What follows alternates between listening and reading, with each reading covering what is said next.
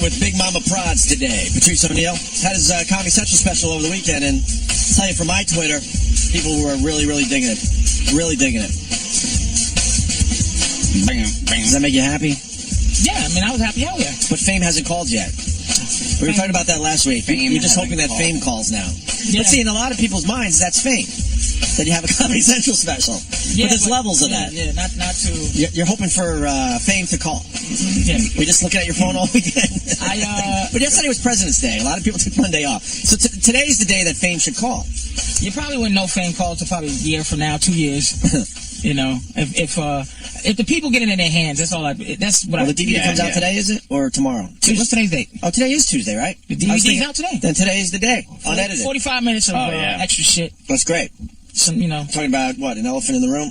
Yeah. What's the name of it, right? Elephant in the room. Elephant in the room. Did you see the way it was on the fucking channel guide? It just said Patrice O'Neal, elephant. Didn't fit. Are you serious? Yeah, it just said Patrice O'Neal, elephant.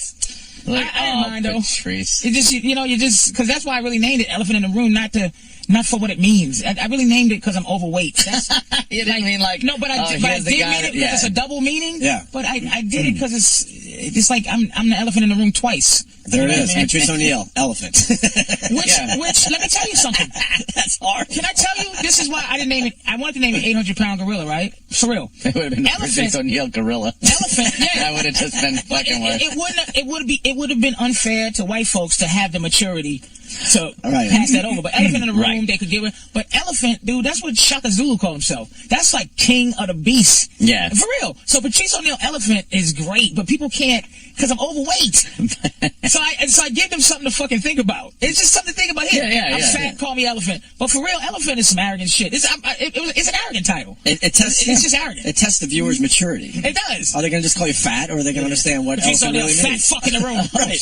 Which is for the haters, you know what I'm saying? Enjoy Made it easy for the haters. Yeah, they should be thanking you today. Yeah, I think about everybody. Haters, you're welcome. Patrice made it easy for you. I think about everybody, man. I was happy. I seen it like a million times before it was on TV, but I was watching at the same time as where I thought everybody else was watching it, just to see like. We hope Fame calls. Yeah. We really do hope Fame calls. Fame will give a ring. Hey, NBA All-Star game was up against the special. That pissed me off because people do tune into that stupid slam dunk contest. Comedy Central will run it hopefully a million times because they paid for it. Yeah, so they're going to want it. It's not a do-it-yourselfer. Right. I didn't go into cahoots with a management company to try to sell it on the road. I DVR'd the slam dunk contest and I went there afterwards and douche chills, man. Me and Patrice were talking a little bit during the break. Douche chills. You explained it. Every dunk has been done by the guys. There's no more. There's not much else you can do. Centrifugal energy for the nigga to turn in the air anymore. Like, how many more times can you turn? Energy. It broke out 2 hoops. Yeah, the guy dunked 2 balls. He did 3. Who cares? He did 3. And nobody He dunked 3 balls What's his on name? 2 hoops. His name, wow. Exactly. I swear to God, I have no fucking idea. His name is fucking Jim. Jim, the giant nigga who can fucking dunk 3 balls. No one cares. The top player. Here's the difference. Here's the difference between dunk contest then and now. Ready? I'll give you the first name. Name the last name of the guy. One of the guys. Serge. Exactly. Serge. Ibaka. And what did he do? Yeah, what did he do? He's the 4th best player on his team. 4th best. DeMar DeRozan. Big drop-off. He might be the first now, but he was the 3rd because everybody left. But Toronto. I'm not a huge NBA fan these days, so I'm not a good... Look at this shit. He missed that. See that dunk he just made? Yeah. He missed that 7 times. Yeah, I know. That's what I hate. They have 2 minutes to complete the dunk. This dunk right here, it would have been nice if he made it the first time, but he's still standing there like... Why do they allow these guys... I guess because they want him to do really difficult dunks. Because they need highlights. Yeah, they need, here's him missing. But we talked about this. I hate to use the term jump the shark because it's overused, but I think the slam dunk contest really jumped the shark this year because they brought out that little kid. The little kid from America's Got Talent, if you remember. All of a sudden, they're just kind of hanging out all of a sudden like, Mister! Oh, I can't find my toy. Can you get... Oh, there it is. Can you get it for me? There must have been a creative meeting. How the fuck did that shit get up Danny, there? if you can find it, because it is so uncomfortable. So the thing is, the little kid comes out, he loses his toy, and oh wow, the toy's on the rim. So then the fucking guy, another guy, I don't know his name, the dunk is going to be, he's going to dunk the ball, and then he's also going to grab the toy with his teeth. Wow, that's crazy. The problem is, he didn't do it correctly the first time, and the toy falls to the ground, because he missed the dunk, I think? Yeah. So now they had to awkwardly put, Here it is. You lost? Here it is. It's a little Asian kid with a mohawk. What's wrong? Oh no, My choice is in the loop. I don't know. All right, let's ask the man to possibly do something. Oh, no. They just happen to be Please sitting go there. get it. I ain't doing anything for your Asian ass. Why don't you get your mama-san to get your toy, bitch? 5 seconds. Stand over here, little man. I wonder where your parents are. I turned from this. It got me so disgusted in my stomach. This is so uncomfortable. bad. It's uncomfortable.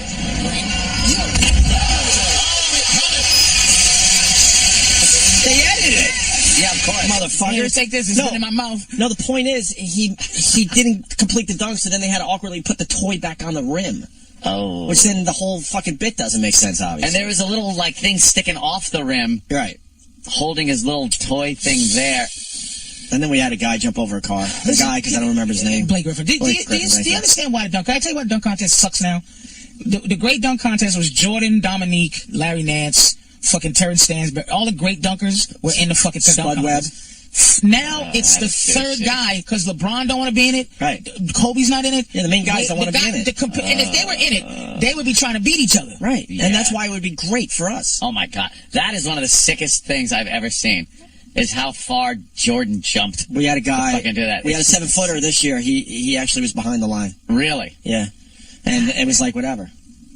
Like, no one's talking about No it. one cares. No one cares. Remember when Exactly. Spud Webb won the fucking dunk contest? He's 5'2" or whatever the fuck. He's 5'6" or something. I'd have been pissed at one time in my life if a special came. I would have said to God, "You can't never give me a break, right? You put my special on against it." But I really was like, I don't give a shit because the dunk contest stinks. Yeah. Did you see the video of Spud Webb? He's now some kind of assistant coach and some who gives a fuck. Assistant to the assistant Something. manager at the movie theater. And they were making fun of him. They had a video rolling, like, you won the slam dunk contest, now you're an old man. I guess he's like 45 or something. Correct. And he had a suit on. He said, "Oh, really?" Because he's 5'6".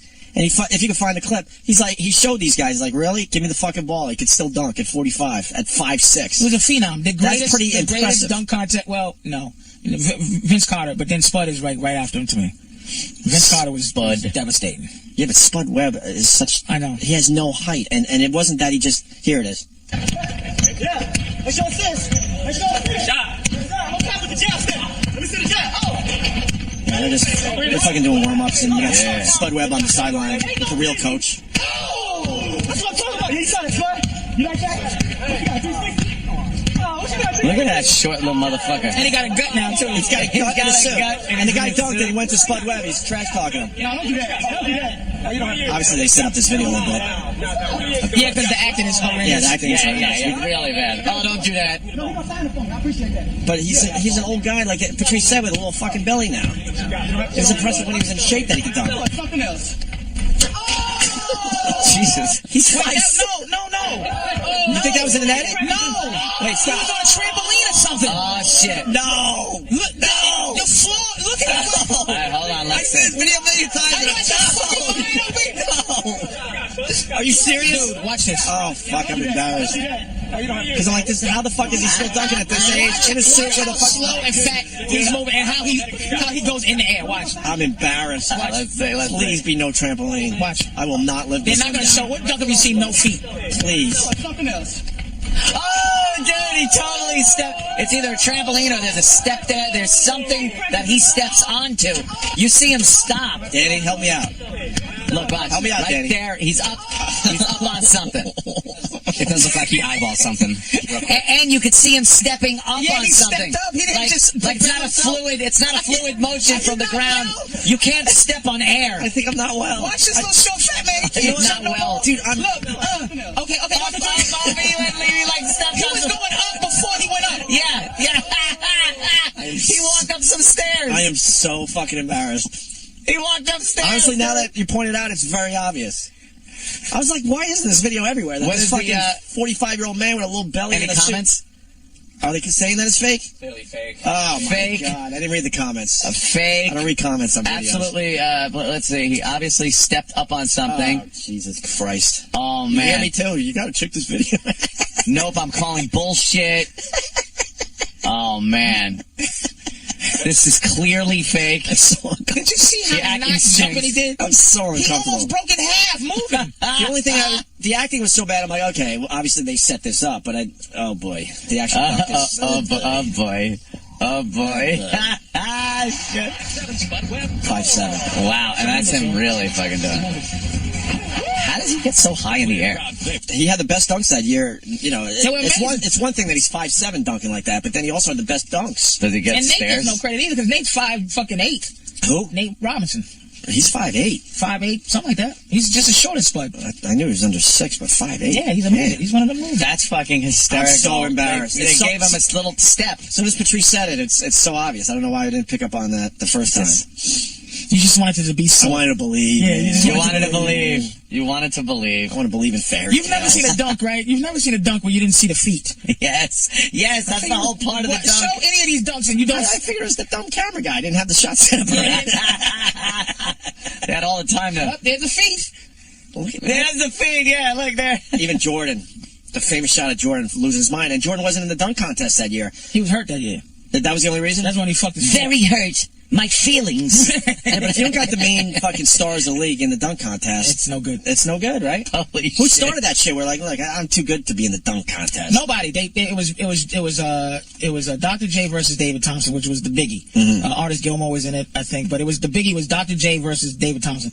Then they just stopped it. They stopped the dunk contest and they brought it back in '84, I think, with Larry Nance, Dr. J. I don't think Jordan was in it. He might have been in it, but I think Jordan did in the beginning. Dominique. That's when they brought it back, and they should just take a break now because right now the 3-point contest is more. People like it more because it's just a skill you can't fake. Right. It's simplicity. Right. Because this other thing they're doing, they're just trying too hard. It's the guard skill challenge, which bores you to tears. Of course, it's like an obstacle course, and It's the fucking. Really? It's also, the Chicago. throw the ball through this hole, take a jump shot here, then zig and zag dribbling. What is that about? It was so dumb to watch. Nobody gives a shit. Right. And then it's the other thing where they got the girl. I didn't get the that. old guy and the present guy. Right. Of a town. So Chicago would be, the girl that plays for the Chicago girl team. I love that. That's how much we care. The Chicago girl team. Then it'll be the best Chicago guy that plays now and a Chicago guy that played back in the day. And they got to make one from And they half got to make court. fucking shots. It just stinks. And they should just stop. But the All-Star game stinks too because it's not the pageantry. No one cares. It was 100. Yeah, it really is no one It was cares. something like 147 to 143 this year. Yeah, because no one Like, plays no defense. defense. They just like. Because you know why? It's the ethic. This is why I don't like basketball. I used to be a basketball fan. Here's what I would do. I would follow a guy from high school. Let's say Kenny Anderson. Okay, Kenny Anderson was who was probably one of the, probably in the top 10 all-time high school players in terms of lore. And what happened is, guys like that, I would follow him through his college career and then to the pros. So 7 years into the pros, if he sucked, I would finally go, oh my God, he sucks. But I would be following him up to that point. Right. But here's why basketball is good. It used to be good. When you was a kid and you watched Barkley, Jordan, Dominique, Kevin McHale, Larry Bird, Magic Johnson, and then Moses Malone, right, play. You wasn't a high school kid and watched Moses Malone and went, I'm coming out of high school. I'm gonna go down low with Moses Malone. You was scared to death of Charles Barkley and Moses Malone and Larry Bird. You said, fuck it, I'm going to school. And I'm going to stay in fucking school. You come out after 4 years of playing, you earn some lore, you earn some pedigree, and then people go, I want to see how he's going to be in the pro. But now, the ethic ain't there. It's like these guys, like, the reason why the LeBron thing bothered everybody that were old school is because you go, I would have never thought I had to join forces with Magic to win shit. I would go down to my dying breath trying to win myself and be the man responsible. These guys are not the guys that used to play when you were into it. They just have a different mentality. They're buddies. They smiling. I remember the first year Jordan was in the All-Star game. You know that they fucking band together. They fucking colluded. Isaiah, Magic, they colluded to make sure Jordan looked like an asshole. Yeah. They said, fuck him. Yeah, not anymore, man. These guys all hang out together. Yeah. They're buddies, man. They're buddies, even though they're on a different team. Karl Malone, Isaiah still hates Karl Malone. Karl Malone blasted Isaiah. He had if you look at Isaiah's face, it's a terrible scar over his eye. Because Karl Malone gave him $150 with his fucking elbow, and it's still fucked up. I think he had to have like plastic surgery to get it fixed. To this day, he doesn't like him. It was word that Isaiah had put a hit out on Karl Malone. It was like all kind of that shit. The Jordan rules, where the Jordan rules were fuck Jordan up. If he comes there to punch him in his face. She's right. And now they're all just buddies. Now they're just palsy wowsies. Hey, let's get together and have a great team together. You want to do that? Yeah. And being a sort of Knicks fan, I'm psyched that Carmelo Anthony's coming here. But now we're building our super team. Knicks made out, man. Yeah, we're building our super team because, you know, what LeBron started, they started their super team thing. So now you're going to have a league that has 5 or 6 super teams, and the rest of them are just going to be, they might as well be the Washington Generals. But super teams now are only talent. This is why the Celtics should never be able to beat Miami on a physical level. They're 35-year-old men. But they have old school heart. They play old school. They got one young monster, which is Rondo, but they play like an old school team. And Miami doesn't. Miami plays like a new school team, but they should never lose to Celtics ever because LeBron is a monster. He's just the best player in the league. He's unstoppable. But the fucking Knicks, man, they got rid of. If I was Denver, I'd have made sure I got their whole team, man, for Carmelo. Carmelo's a super duper star. Oh, yeah, he is. And they gave away, here's the problem if you're a Knicks fan. I'm a Celtics fan, but I watch more Knicks because it's here. Yeah, that's the team it's on. So I see him all the time. Yeah. They got rid of Gallinari, who's a big bum. He's a 7-foot jump shooting bum. He's not wrong. Why do you think they got rid of him? He's not wrong. And they got rid of Chandler, Wilson Chandler, he's just a journeyman. He's a good player, man, but he's going to be a journeyman guy. Mm-hmm. He's not championship quality. The other guy, Mozgov, is another big Russian mummy. And they got rid of who's the other name? And Felton, who I like a lot. He ain't no championship. He's just, they're tough guys, and they're comparable or competent, but they got to keep Landry Fields. That's who Denver should have said, you're to throw Landry, because they got to keep Landry Fields, who's a fucking second round. Really, if it wasn't for John Wall and Blake Griffin, Landry Fields would be up for the Rookie of the Year. He's a beast. They got to keep him. Denver's dumb. Knicks fans should be. Some guy wrote something about, I forgot his name, one of these old guys said the Knicks didn't do anything. Phil Mushnick? Some dude. And I'm going, this fucking trade for the Knicks is tremendous. It seems like a great one. 2 superstars. And how you win a championship? Because we got Chauncey too, man. You got Chauncey. Chauncey's a player. He's Felton. He's Raymond Felton, except for he's older.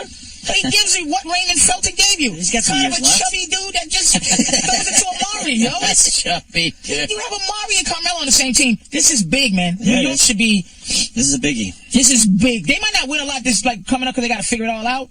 They have 2 superstars in the top 15. But now we got a chance in the playoffs.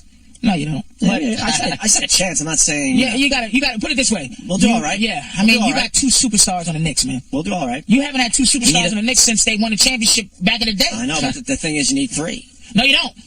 Well, they say I'll argue with you about that. Here's what you need. You need 3. You need 2. You need a shooter. You need 2 super duper stars and 1 super. Here's how you win. Either you have this.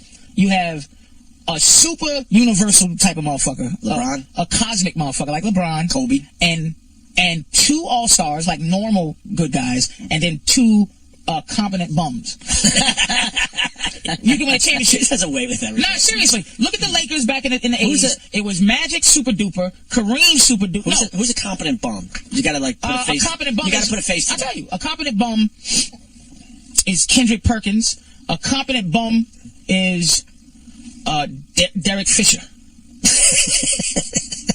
He's a competent bum because you have Kobe, who's a superstar, right? And you have Lamar Odom. Fisher doesn't get respect because he plays for the Lakers. Paul Gasol, who are big time all-stars. And Fisher just does it day in and day out. And when the Lakers won with Shaq, it was 2 superstars. It was Kobe and Shaq, and then it was 3 competent bums. That's the old school way. You needed 2 guys on a team. You needed 3 guys. You needed but most people would acknowledge too. Like Jordan had Pippen. Yeah, but was Pippen the same level as Jordan? No, exactly. You're proving my theory. Yeah, but he made the All-Star game as well. But he wasn't top echelon guy. Kobe and Shaq definitely. Kobe and Shaq were echelon, and then you can't name the other 3. Bigger than on that team? Yeah. No, I couldn't. Fisher was on the team. The Celtics of the 80s, Bird, super duper star. Right. Parrish and McHale. Right. All-stars. Right. Normal guys, but good. Right. And then the other 2 bums. Danny Ainge and Dennis Johnson. Yeah, Danny Ainge is a competent bum. You're right. Competent bum. He was a bum who was good. Kind of need a 3-point shooter. Just make the shot. Yeah, you need someone that just makes that one shot. You had Steve Kerr on the Bulls. The Knicks have 2 superstars right now. Yeah, we need a third. You need a third. And his just thing, because that's what... here's what's great about Carmelo, what's going to happen with him, is that he doesn't have to now be the guy to have heart. He's only really a scorer. He's a scoring machine. Amari is a beast. He's a fucking angry, mean motherfucker who dunks it in your face every chance he gets. He's the leader. So all Carmelo could just be what he is, kind of drops 30, but it's easy. He could drop 50 if he had a mean streak, but he's so talented he could drop 30, and his kind of lazy 30 is better than most of these motherfuckers really hard fucking 50. Yeah. I mean, the Knicks are good now. It's a big deal. I can't wait to watch them tomorrow. They're going to be here playing tomorrow. And while we're talking about sports here, Anthony's team's getting a little shit today. Fucking Hank Steinbrenner. Yeah, saying that the guy's getting a little fat. Well, Hank Steinbrenner said that he basically said that Derek Jeter was more interested in building his mansion in Tampa than playing ball last year. They have a problem with Jeter just because the negotiations were so rough. And Jeter, his mansion. Their fault, by the way. Jeter's mansion is complete. Mm-hmm. It's on the front page of the papers today. Their fault. It's their fault. It's fucking. First of all, treat him really for these scumbags to badmouth Jeter in any way, the guy's been the fucking heart of the team. When people go, he's been pretty free of scandal. He's been like the face of, hey, look at this is what the Yankees are about. This guy, and then he wants some money. They lowball him. He gets in there and goes, no, this is what I want. And then they shit talk him and stuff. Yeah, fuck that. Nice. I hate the new Steinbrenners. These fucking Steinbrenner kids. Gaddafi's sons. They're like Gaddafi's sons. They're like Uday and fucking they're Saddam Hussein's sons. They haven't earned their respect They yet. haven't earned shit. In the end, George Steinbrenner got a lot of respect from his guys. George was the fucking... There was a lot of hate there as well, but he also earned some respect. George was the fucking God, you guy. nailed it. Gaddafi's sons are now the fucking Yankee guys. George was the guy. He fucking, lost his mind a little bit there, and then he dropped dead. But to think that just because the son's name's Steinbrenner, that they have that kind of rapport with the team. Mm-hmm. I mean, George was a prick to the team a lot of times, a prick to individuals and stuff like that. But he knew how to, give credit when credit was due, and pay players that he knew would be good for the team. Yankees didn't have to pay Jeter in the end. They did. Oh, they did because they knew they had to. It would have been really bad. You're not letting Jeter go. But hold on. Really bad. But the negotiation hurt their souls. Right. Like they had to come out like today. It's on the front page of the paper. And give shit like he's so interested. He was more interested in building his mansion than playing ball last year. That was their way of going. Years. Oh, fuck you. Look what Jeter's done for years for the Yankees. They should shut the fuck up. Baseball seems like a sport though. You can have distractions and still play. Yeah, like you can take calls from contractors while you're sitting on the bench waiting for your turn to bat. Yeah. So how much wood do we need? What do I need? How's that bathroom coming along today? Yeah, I'm thinking we need an extra joist on that because I want to go with the vaulted ceiling. I'll call you next inning. I got to get it in the bag. Hold on. I'm up. I'll be right back. Actually, hold on. Hold on. I'm just gonna put talk to Prasada. I'm gonna fucking I'll be right back. Yeah, we'll decide. You don't decide have to the title. be into anything. Like if I'm on the bench and they go, "Hey, O'Neal, we need you to get in there and bunt." I go, "Okay, you bunt." Which side? Yeah, wait, you want me to lay this down? Third baseline? Where am I going? I have to be in the momentum. No. I can build my house. You can build your house from the dugout. That's great. Here's the question today. I got one to start it, and it might even be the answer. Who had the easiest job in baseball history?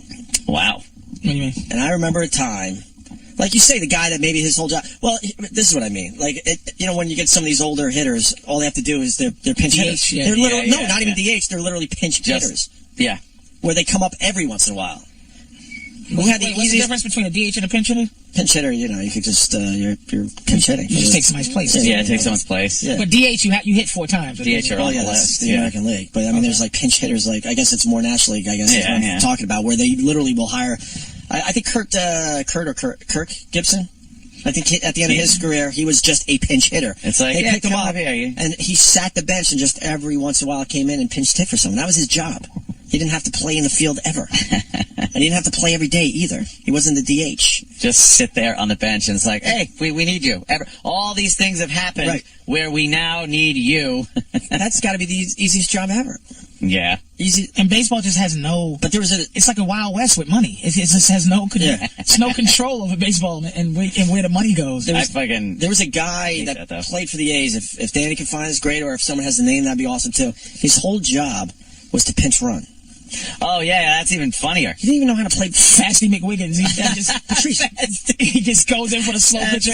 I might be wrong, but I don't think I am on this one. But I think the A's in the 70s, they actually had a guy. His whole job is to pinch run. He didn't even How much does a pinch runner? He didn't even really know how to play baseball. I don't think he ever hit.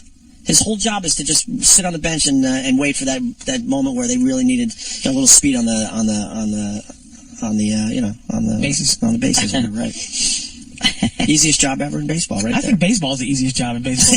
Anything, any position. If you're building a house from the dugout, that's great.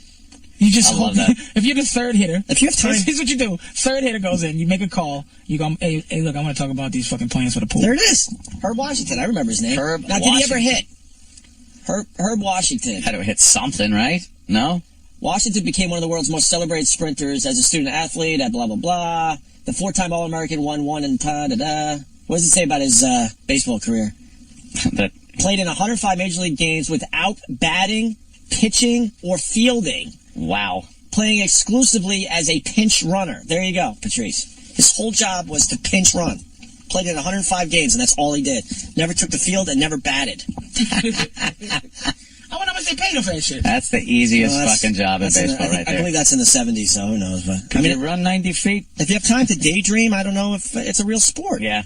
Patrice, if you're in the outfield just daydreaming, you can't daydream when you're in an NBA basketball game. You can't daydream You can if you're at the end of the bench. You can. I'm talking about an actual player. Okay, fair enough. You could be in the outfield basically daydreaming. Daydreaming, yeah. You could.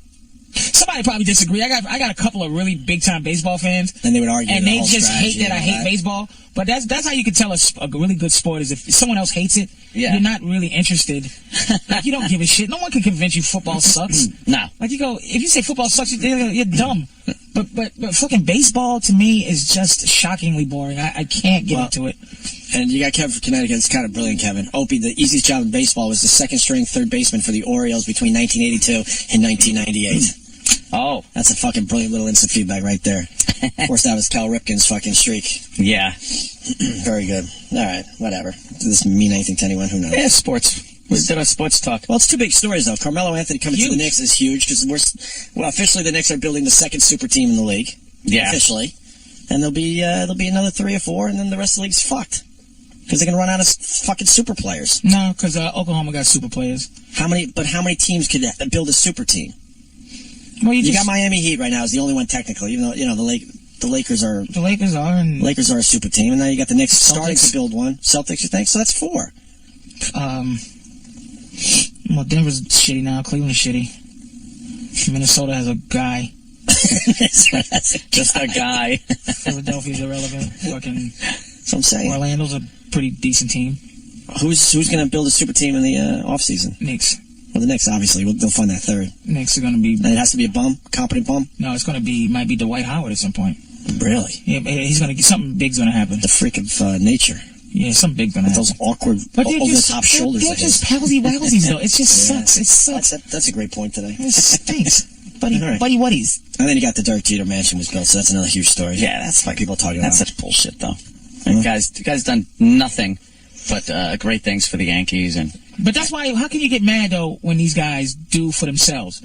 You know, yeah. You forget that the owners are the worst pieces of shit. There's a guy that plays for the Indianapolis Colts, okay? His name is Bob Sanders.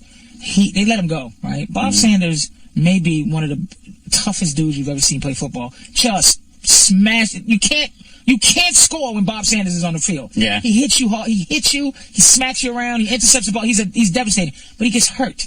All the time. Hurt. Yeah. But they just dump him off. It's like it's business, man. There's no loyalty. Like, Bob, you gave your body for us, man. So anything you do, we're going to pay you for just being out there for a minute. Yeah. So they get mad when these fucking guys go do things for themselves. They say he's prone to injuries, so they say we can't deal with this guy. So I'm going to leave this basketball team because I'm prone to not winning championships. I'm out of here. Right. You know, fuck that. Fuck it. You know, how can you get mad? It is true. As an owner, as a fucking owner. An owner who gets mad, it's basically, it is a slave mentality. It's like, I own you. And so when LeBron leaves, he gets so fucking pissed off. But if LeBron busted his ankle and couldn't play, he'd dump him right off without health insurance. Oh, there's the John Travolta without his wig on. Without the hairpiece. Oh, look at that face. He's got worse than Phil Collins. Yeah, Even Phil Collins has saying more. Fuck it, huh? I guess so. Did he say fuck it, or is he? And people can't move on with their lives. They're saying that Ripken played shortstop most of that time there. Oh, yeah? So Kevin's line's still brilliant, but Kevin said third baseman. But people lose their minds because Ripken played short. So there you go. Damn, there's your correction. Travolta. Why does it say John Travolta is bald, elated? I'm sure he's elated that these pictures are up on what Tyler Durden did. Oh, I gotcha. They were being sarcastic. He probably doesn't care. He's probably sick of trying to keep that fucking hair shit. Keeping that weave thing that he had in he's his sick of head. trying to keep his secrets, too. His fucking, oh, yeah. Yeah, he's probably... His wife is tired of the secrets. That's secret. It's just enough already. Enough of your secrets. Enough. Kissing that fucking guy on the stairs of that airplane. It's just a bald and sissy. Just tell everybody. You've had your time, motherfucker. Just enjoy it. What happened to that Pulp Fiction hair? Was that his? No, of course not. That's just the same speculation as my good friend Brendan Fraser. Oh, right. Yeah. Yeah, Brendan Fraser. Those pictures are Bruce fucked up. Willis thing going on. Yeah. Travolta. Like, if he just went with it, it wouldn't be that bad. But Bruce Willis, he's disturbing looking with his bald head and his oldness. He won't put a wig on in movies. Like, put a wig on. he threw the some jackal. shit on in, I guess Sixth Sense he had a wig on. He's put a wig on a couple of times. But he's always had a weird hair, though. Yeah. Even in Moonlighting, you saw it. It was like, oh, that shit's going. Hey, he used to have hair, though. No, that is not his hair. That's like, you could see it was going. That's not his hair. You think that's already some... Yeah, that's receding. That's receding, and he's like... You think that's some shit going on Seagull already? feathers in the front of his fucking head. Seagull feathers.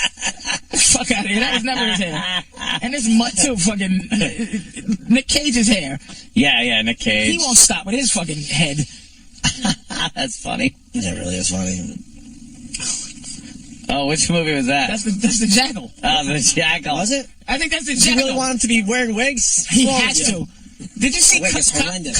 his cop-out head? Yeah. It's just the bald, white head. Yeah. It's just not... And that But weird he's nose. totally accepted being the bald Bruce Willis. I think he hasn't. Like, no one looks and goes like, No, but I think that's the point Patrice is making. Now people start to look like, He's old. Yeah. You know who's getting over with the baldness? Jason Statham is getting over somehow being a balding man. And he's still like a sex symbol somehow. Because he's not that old. He's in his 30s. Yeah. Once you know. But Bruce is getting old. Well, he's got dents and stuff in that head. Yeah, it's just... Some dings. Cop-out head. Cop-out head. Just look at cop-out head.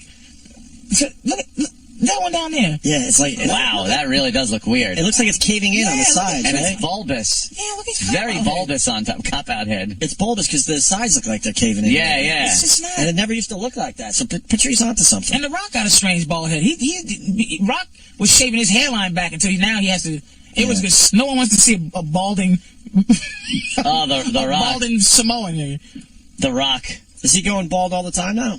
I think he's going bald. He He doesn't have that great head of hair. What's, wait a minute. God is great, though, because he'll make a guy like Rock bald just to make me feel better. Just to fuck with him. What's going on with David Spade? You see him in those commercials? It's like his hair now is just bizarre. Like you can't figure out what is happening with it. Well, I was like, look at that picture. He's got the biggest sweep on the front there. Dude, I was told years ago by a very reliable source that he is as bald as they come. Really? Yes. I heard that years ago when we were at NEW. He was bald then? That's why in a lot of these movies he's wearing bandanas and stuff, like in water parks. Because he's kind of got to keep it all together, yeah. Yeah? Oh, yeah, I heard that.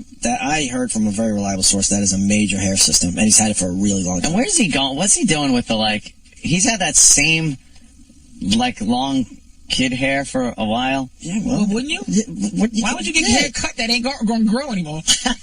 Yeah, you can't cut hair that's not going to grow anymore. Exactly. It's the fake hair. If you glue mattress stuffing on the top of your head, it's not like you can go have it fucking shaped up. Do you remember old school? I had one. I think most people listening right now could relate to this. Like, you had the boss that had the two hair systems.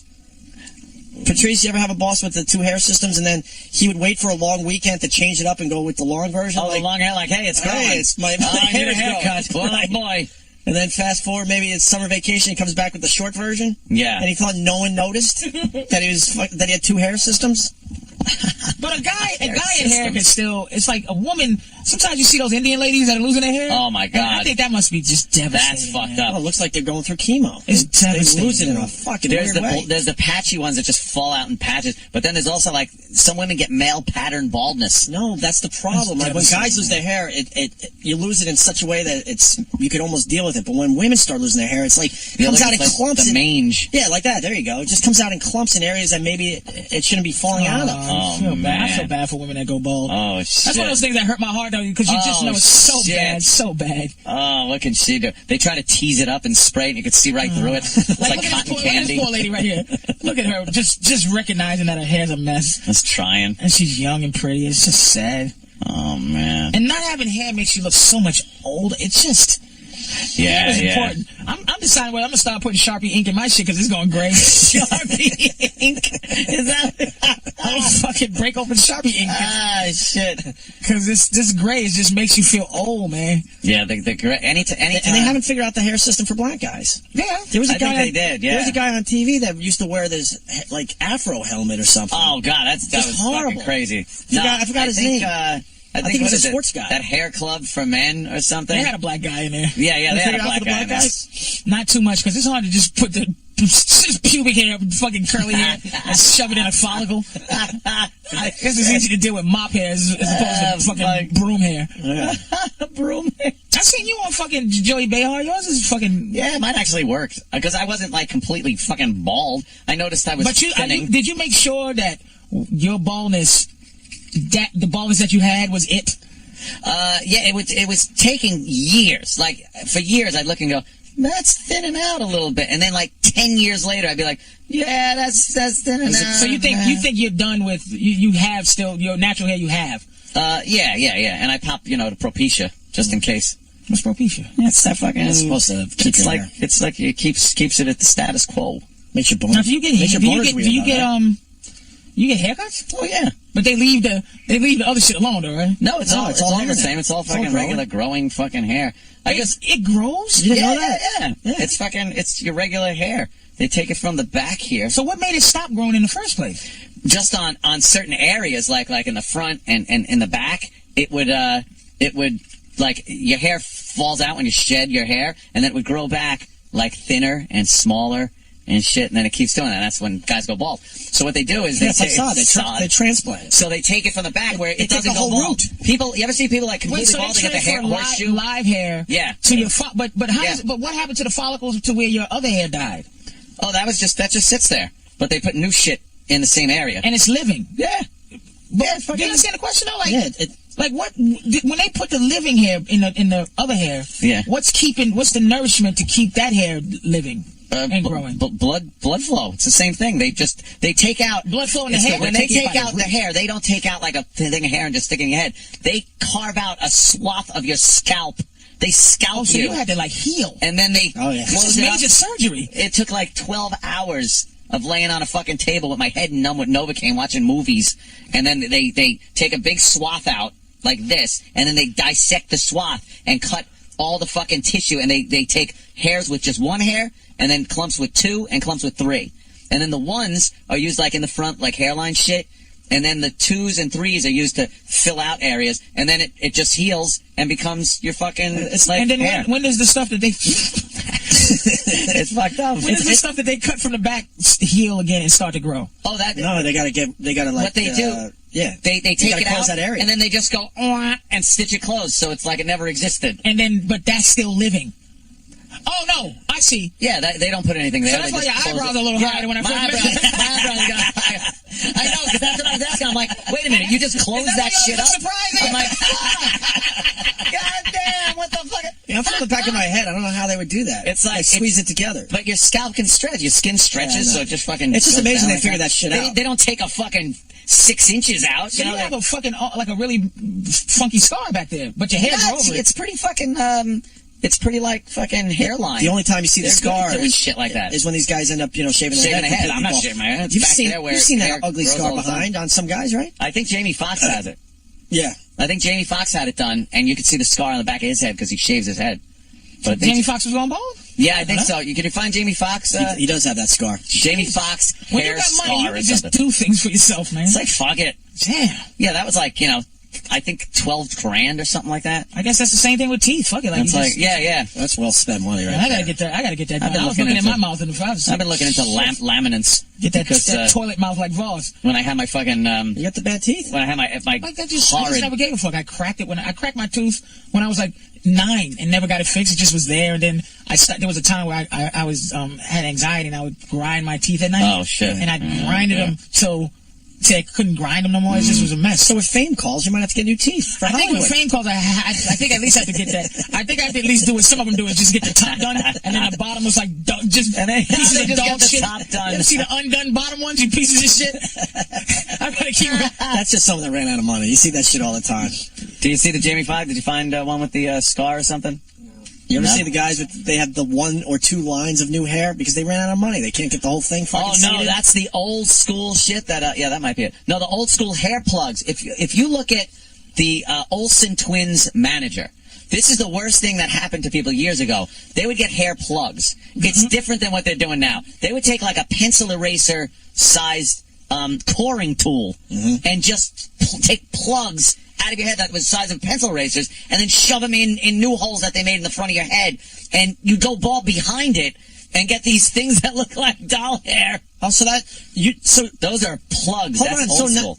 so you can, if you have money, you don't have to look like that? No, they don't even do that anymore.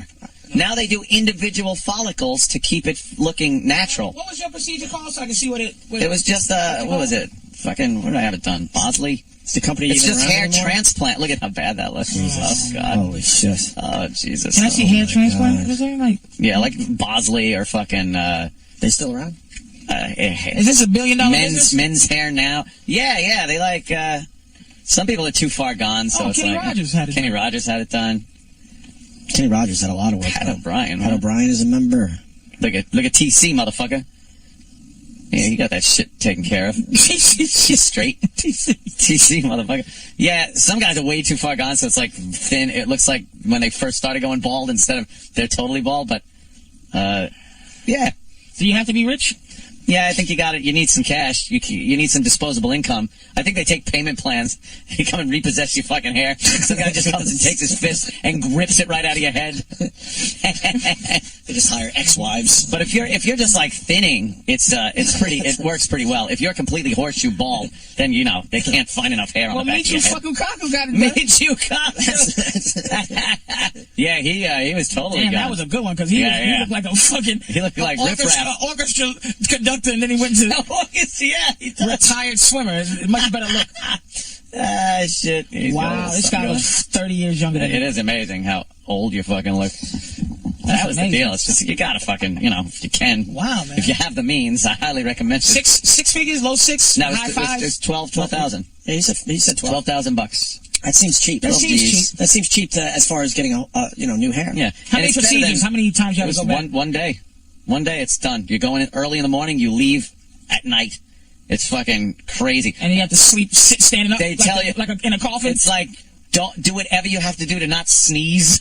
Like, you fucking, people have had like their fucking implant things just shoot out of their head. Oh, Don't put your head between your legs. How long? No, like, sex. You can't do anything to have like your heart rate up. How long? For like maybe 5 days.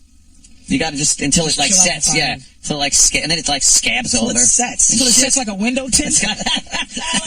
Don't roll your windows down until the tint sets. Pretty much. Fucking get in the refrigerator?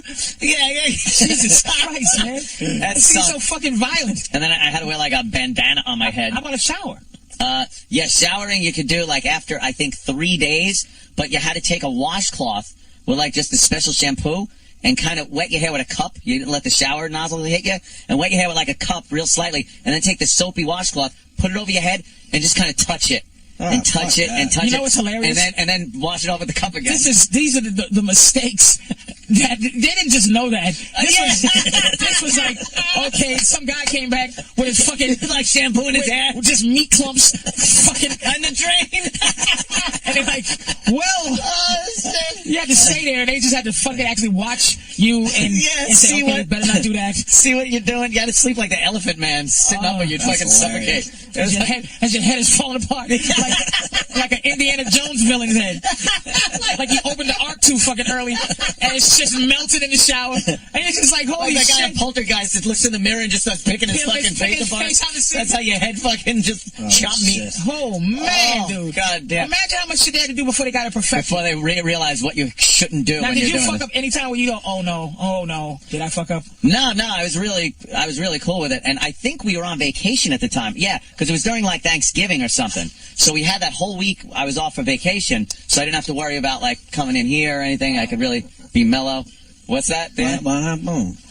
There was that interesting period of time where you were rocking the bandana. I had to wear the bandana, yeah, because it was really bad. Keep on rocking in the freeway. And that's another bad thing is they had to actually shave. They had to shave the area of your head where they were implanting these fucking things. So you feel bad enough that it's like, oh, I'm thinning in the back and here and in the front, and then they had to shave it in order to do the implanting. So now you're like a monk. You look like a monk with the back shaved and shit, and everywhere they put in shave, and then it grows back in. How long did it take for your hair to go back in the back? It was in the back. It's instant because it's closed up. They just seal that up. Started growing. Yeah. No. He's still missing out. They take that out and then they squeeze it together. No, but I'm saying, so how long did that area start before that was scar healed? Oh, that was not a week. By a week, you're not even fucking dealing with it. They take the stitches out. You go back like a week or so later, a week and a half, and they take the stitches out. And then the thing, me rocking the bandana. Yeah, and people are going, I'm shooting a Desert Eagle in this at the range, and they're going, is that popping follicles out of your head when that fucking gun goes off? Oh my god! And then I really started thinking, like, wow, maybe they're right. I shouldn't shoot that. That was a hell of a look, man. Holy shit! Yeah, I look like a fucking gangbanger. Holy shit! And when you sneeze, your hair, it's like one of those party things.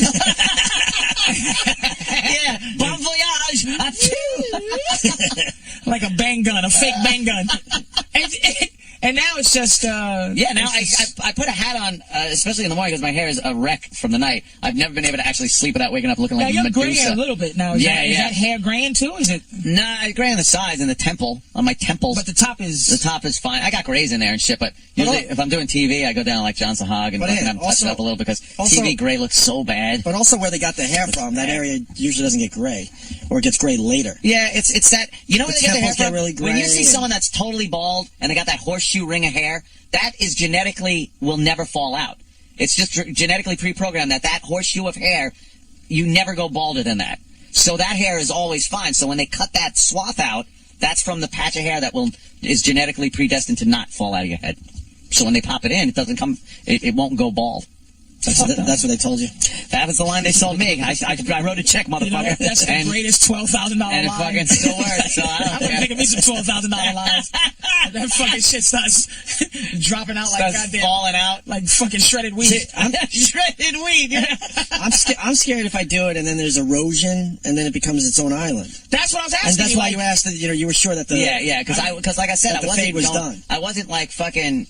I was old enough where I realized, like, all right, I wasn't going to go totally bald, but I just didn't want to have, like, thinning and shit and spots and stuff. And I didn't wind up saying, hey, can you make a head of hair that looks like it did when I was 20? Didn't do that. Good luck.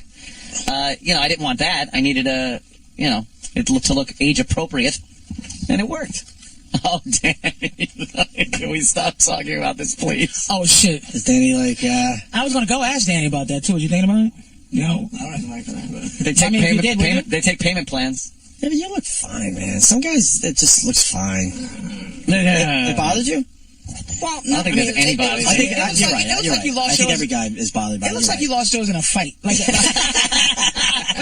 looked like it was lost. Somebody cut him up or something. And you could lie about how you lost your hair. It doesn't look just like regular. Mine's going in a weird deep triangle, man. I think weird deep triangle. Like you'll be too old to care when I'm starting to think that. I'm hoping, but I've been taking a peek at it. I see my coming attraction right there. So it works out pretty well. Mine is starting from here. And then it's a triangle. From the middle of the head, it's gonna be triangling out toward like your eyes. Then it also looks like it might be like a 4-inch part. Who wants to live with a 4-inch part? Not Phil Collins, right? No, complete 4-inch part. Oh, like down the middle. Yes.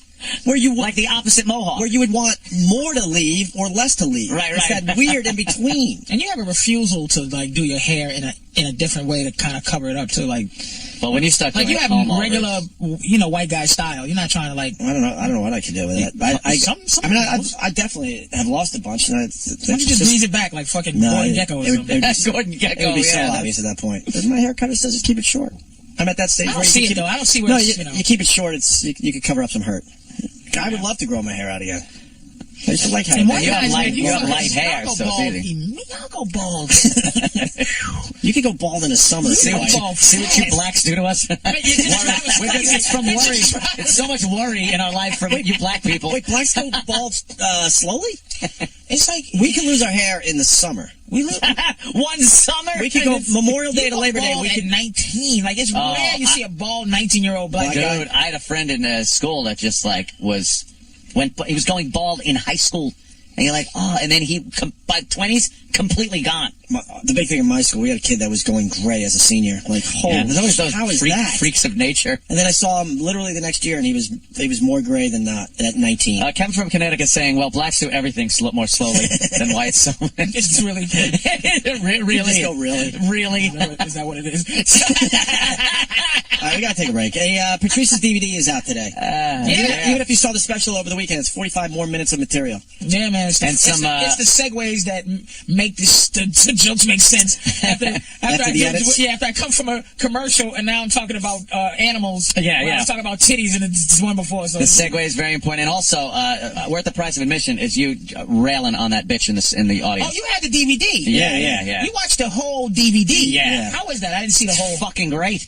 It is fucking great. You saw the whole. And that thing. Yeah, I was worried they wouldn't have you going after that girl. That's on a DVD. That was a long bit. But it couldn't be part of the special because it's it was too brutally funny. Like, it's brutal, but it's so funny. And you get the boyfriend or the guy that she ain't fucking, whatever he is. You get him to completely take your side. Do you understand that he tweeted me? He did. That guy and said, thank you. He said, dude, you're right about that girl. You're absolutely right. You have a knack of looking at people in an audience because you're doing your act. I don't think people think you're paying attention to them.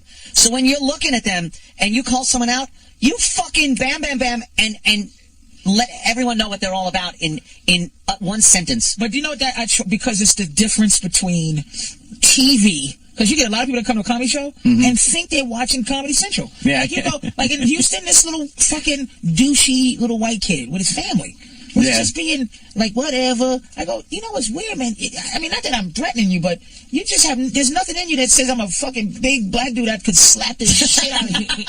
Yeah, what the fuck? Like something fucks you up. There's not a wall up here, dude. And I'm not threatening you, kid. I'm just saying, you gotta understand, here's how close I could be to you, and you're being disrespectful. And you don't know. Because you can turn from me. Yeah. You know, so I like doing crowd stuff, but when I was doing it, that girl, her face was anti-laughing. Oh, yes. I said, I'm not being this unfunny. I said, you're just being a little cunt. Yeah. Oh, it was classic. It was great. I'm glad you saw the DVD. Yeah. So I'm glad you saw the DVD because there's one part that I wanted to be in the show desperately, but it was just talking about guys not caring about their woman's health.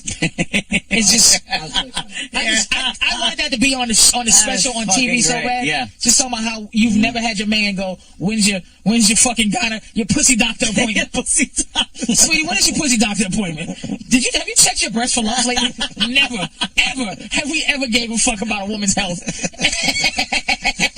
It's on the DVD. And it ain't like you don't give a fuck. You just you just go, oh shit, I never asked my girl. I don't think about it. My girl goes to the doctor. She says, I got a doctor's appointment. Well, good luck. Okay. Not what is it for? What doctor? What do you need? What do you got? Is it the checkup? Is it nothing? Oh, okay. That's it. You been taking care of yourself? If you said, yeah, I'm going to the doctor. What sweetie? What doctor? There you go. Let's break. So, you got the DVD and all the regular places. So, Patrice's DVD is out today. Elephant in the Room. Yes. More with Patrice, and I think Kurt Metzger is stopping by today to say hi. Metzger. He's here? All right, he'll join the show next. Stay there. Of course, we got Big Mama Prods, Patrice O'Neal in studio. His DVD is out today. Make sure you check that out. Elephant in the Room. Most of us saw it on Comedy Central on Saturday night, but there's 45 minutes of material you have not seen, and some just unbelievable stuff on the DVD. Stuff that should have made the special, but because of time restraints and all sorts of shit. So make sure you pick up the DVD today. Also, Kurt Metzger in studio. Metzger. Patrice is telling us all about you during the break. What did he say? Saying you got a big hog, and he's also saying you got a good clit joke. But Kurt Kurt is fucking. He's in the next echelon of the young gangsters coming up. Yeah, really? Pushing the old fellas out. I should get more work then. He's a fucking weirdo. He's a natural weirdo. That's his problem. It's like a real weirdo? He's a big, 8 foot tall, strange man. Yeah. Patrice makes me nervous sometimes. Why? You know what? Patrice made me nervous for years, to be completely honest with you. Really? Yeah. Well, I brought. You never knew that? You're intense. Yeah. What? I swear to God. It's been a while. It's been a bunch of years now. I take care of Kurt. I You can tell. I'm a big fan of Patrice. I'm just like... Kurt's a fucking weirdo next to him. I was intimidated by Patrice probably the first 3 years you did the show. Really? Oh, yeah. I don't know what it was. Dude, that's special. You're just lovable, Patrice. Elephant in the room, my girl that you pissed off at the barbecue because you told her dress was inappropriate or something. That's what I'm talking about. She was dressed like a whore like I love it. You told her she hated it. She hated Patrice like ever since then. She made us watch it twice in a row. Really? Elephant in the room. Yeah. How bad was the dress? It was like the American Apparel horse shit that all girls wear. It wasn't like, I'm like, how can you be with a comic and not have a sense of humor? Yeah. Like I tell my girl to calm down if people fuck with you because you know. Yeah, but it's not. She's got like she would wear like a back brace or something in high school, you know. So she's got like this weird complex, like she's being made fun, you know. I have a fucked up way of like picking out exactly what's going to make somebody really horrible. It's really amazing. Like, why are you so mad right now? He just hit her like right in the. Well, because he always goes for the one thing. He knows. What I need scoliosis. You felt it. I just didn't know. I didn't know the motherfucking this damn girl had fucking bad backs. I just took it like he thought she was hot and like tried to knock her down a peg, which I love that he does with hot chicks because I'm racist against hot chicks in general. And he would really, it's really great just bring a girl around him and have him go to town on it. Just have her get smashed. Yeah, she was already knocked down a peg from life before she got. I'll tell you why Kurt's good though.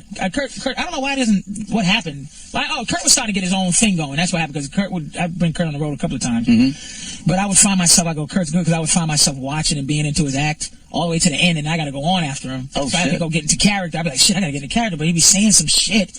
And one of the jokes, I don't do it justice. I don't want to be corny, but that was about the African story. That's what we're talking about, the click thing. Yeah, could you just say that? It made me laugh so hard. I'm putting pressure on him to be funny with this shit. Well, acknowledge that there's some pressure. Yeah, what is that? The thing he likes is the end of it, because I used to live above an African store in Brooklyn. It was like a real place, and there was a sign that would say African supplies on the store that used to creep the hell out of me. Yeah, what are those? Yeah, what the hell? That can't be good, right? You're like, all right, I need a machete with blood and hair on it. I need an army uniform for a 5-year-old. I need a sharp rock to circumcise my daughter. And then everybody gets mad. I'm like, listen, I'm not pro female circumcision unless you have like one of the giant clits that I hate. It's like a small dick. Then just like, don't use a rock. Just a little off the top and get like that petty paw, that pet save. And just a few oncey days. Just work it down with a petty paw. So you look like a human and not some kind of giant clit looks just like a fucking animal's claw. It's too long. Oh my God, dude. I was with this Puerto Rican girl one time and she was hot too, but she had her clit. I looked at it. It looked like a miniature dick. Like it had a little mushroom head like a head on it. Jimmy's he's not here to defend himself, but he would agree. He loves that. He is into that. And me and Anna, giant clits are sexy, man. No, me and Anna, the ones he likes, we just never understood over the years. The little baby penises. He looks like little penis. Mini dicks. Yeah, the mini dick. Yeah, it looks like he's looking back at himself. There it is. It's a dew claw. Yeah, it's a dew claw. She got a clit like a dew claw. She got a clit like a dew claw. That's it. I thought you were talking about that. There's a million comics going to go out tonight to try to get the fucking rights to dew claw. Dew claw. What the fuck is that claw used for anymore? That's like that. Holding cigarettes back when they were... I'll tell you exactly what that claw is used for. When you put rubber bands around his snout, he uses that to take the shit off. Oh, man. It's his thumb. Yeah, it's like his thumb. What's that mess above that called? That's that pad thing. That's the what is that used for? It's the foot pads, man. No, I know. It's their natural shoes. That's called the labia majora. That's way up the dew claw. It probably had something to do with fucking when they were ripping apart a caveman's throat. It was easier to fucking hold on. Yeah, it was padded. Hey, Kurt, who's the slip on blood? Who's the top 5 now? Who's the young soldiers now? They got you, Hannibal. Who else? Who's your crew? The Young Turks. No, not the crew, but not the crew. Why not the crew? Definitely Hannibal's in the top 5. You sort of had your. You had your guys. It was a tough crowd crew. But who's his circle? There's no circles. No more circles. It's what Comedy Central and the scene. Oh, the hot list? Yeah, who's in the scene? Well, who's the real hot list, not a made up list. Reggie Watts and the people. Is Reggie Watts in New York? I don't know. He's always, if he is, he's always doing a room. I never met him, and it's like fucking. I watched him. And I I like him because he looks like where the wild things are. I hear about him. Somebody's like, oh, Reggie Watts. But he's like a beatboxer and a DJ or something. Yeah, it's not like stand-up. It's like I hate how unfunny you can be. and still be in the comedy game. Yeah, yeah. And I'm not saying Reggie Watts is unfunny. No, I'm saying I've seen it. It's just this thing where there's a comfort zone that some of these young comics have. I'm watching some of the new. I keep up with who's out there. I do. You have to. I'm watching all the new Comedy Central specials, and it's just these young guys, with long, unpronounceable names, and they're just comfortable. Yeah. They're comfy. They all in the same rhythms, dude, in those rooms, and then they just talk that way. I'm gonna not put pressure on myself because this is supposed to be funny if you laugh. I don't want to reek of effort right now. No. It was a big thing back in like the 80s and early 90s. Yeah. That you don't see anymore that I didn't think ever fit into comedians is the team, the two guys that would get up there and do a team. Oh, people still do that all the time now, dude. I haven't seen two guys combined are half as funny as one guy. It's amazing. Oh, well, yeah, I think they're the Sklar brothers might be the last team, but it's like twin brothers, so you can't really. It's like it worked with the Smothers brothers back in the '60s when everyone was laughing at anything. And Paul Mooney's kids, the Mooney twins. Really, they do something. Smothers brothers had like one guy was dumb, and now people just finish each other's sentences like. Yeah, is that what the thing is now? Cunts, yeah. I just don't enjoy this new. I don't have to be funny thing. Yeah, just irony, but it's not irony. It's just Dude, I just did a show, and you don't get it. You didn't laugh because you didn't get it. No, I'll tell you what it is, dude. It's that whole scene of Alternative is controlled by chicks. These awful chicks that look like Carmen Sandiego with like glasses and wig haircuts, and they control that scene. By the way, why Kurt's having a bad time? Because Kurt is that's what he'll say. This people don't understand. That's how you don't get in. Is you trash who trash. And you take them back to high school. Like I was a nerd. I'm like a jock when I go to those rooms. I'm like, oh god, it's like a rapist / band today.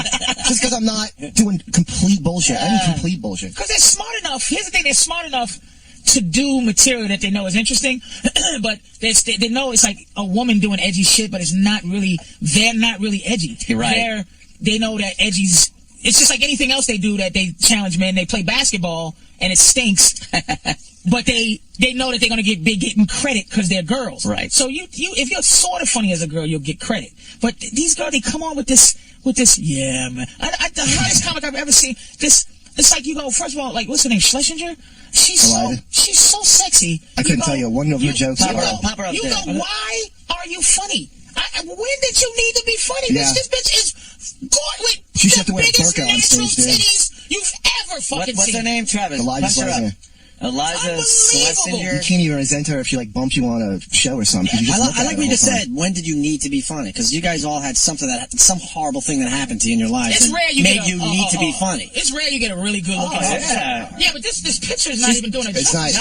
And she wears tight shit too. Yeah, she's funny. That's pretty nice right there. I don't think I've ever seen her. Oh, dude, last time I was standing, she went on, and the camera would like pan. Look at this fucking girl. Oh my god. It's a comic. Get the fuck out of here. Yeah, she sits Why'd in this she room, decide to be and it's like, really, really, sweetie, you know how funny you gotta be? As funny as I have to be at a Klan meeting, like, hold on, guys, no, seriously, I'm a funny motherfucker. Wait a minute. Put that shit down. I'm really funny.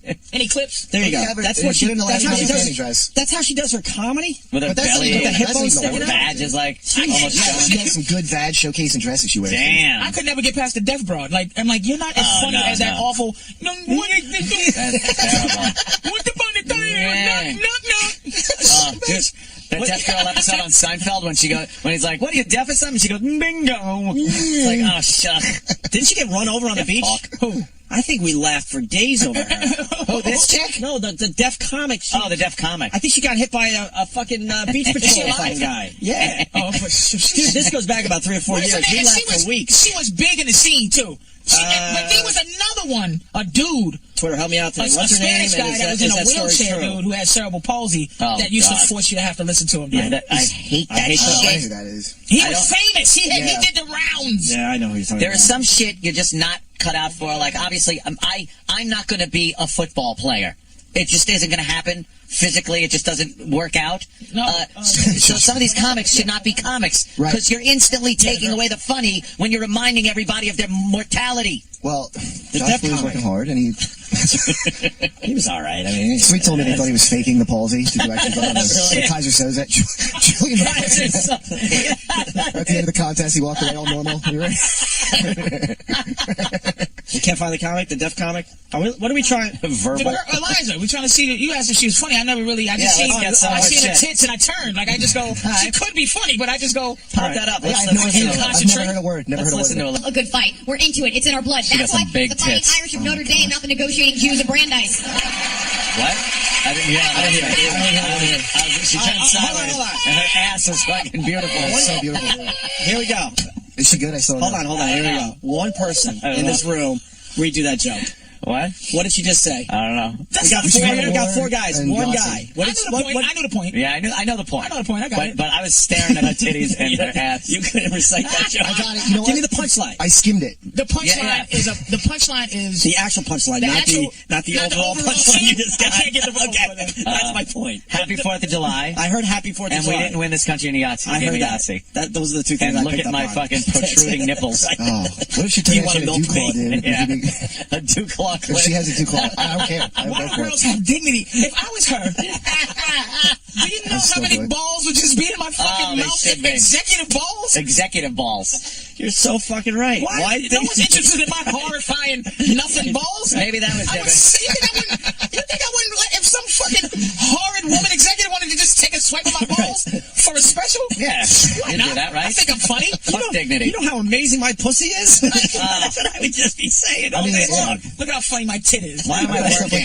Why am I trying to work and make something? I would just make sure my tits look good every day. Yeah. Pop up another one. Maybe we were, You're so right. All right, try to focus. Yeah, like doggy style. That sounds a little blue. All right, yeah. Maybe we can focus on a sex bit. But why oh my God, she's bent over in this one. Wait a minute. Why'd you put up official? You got to get YouTube where she has Comedy Central. No, but we're wait a minute. We're right here. We're right here. I know, but Comedy Central's not fair to anybody's funniness. All right, that's fair enough. True. It's because we don't even know what she's saying because we're distracted by what she looks like. That's because of the lighting.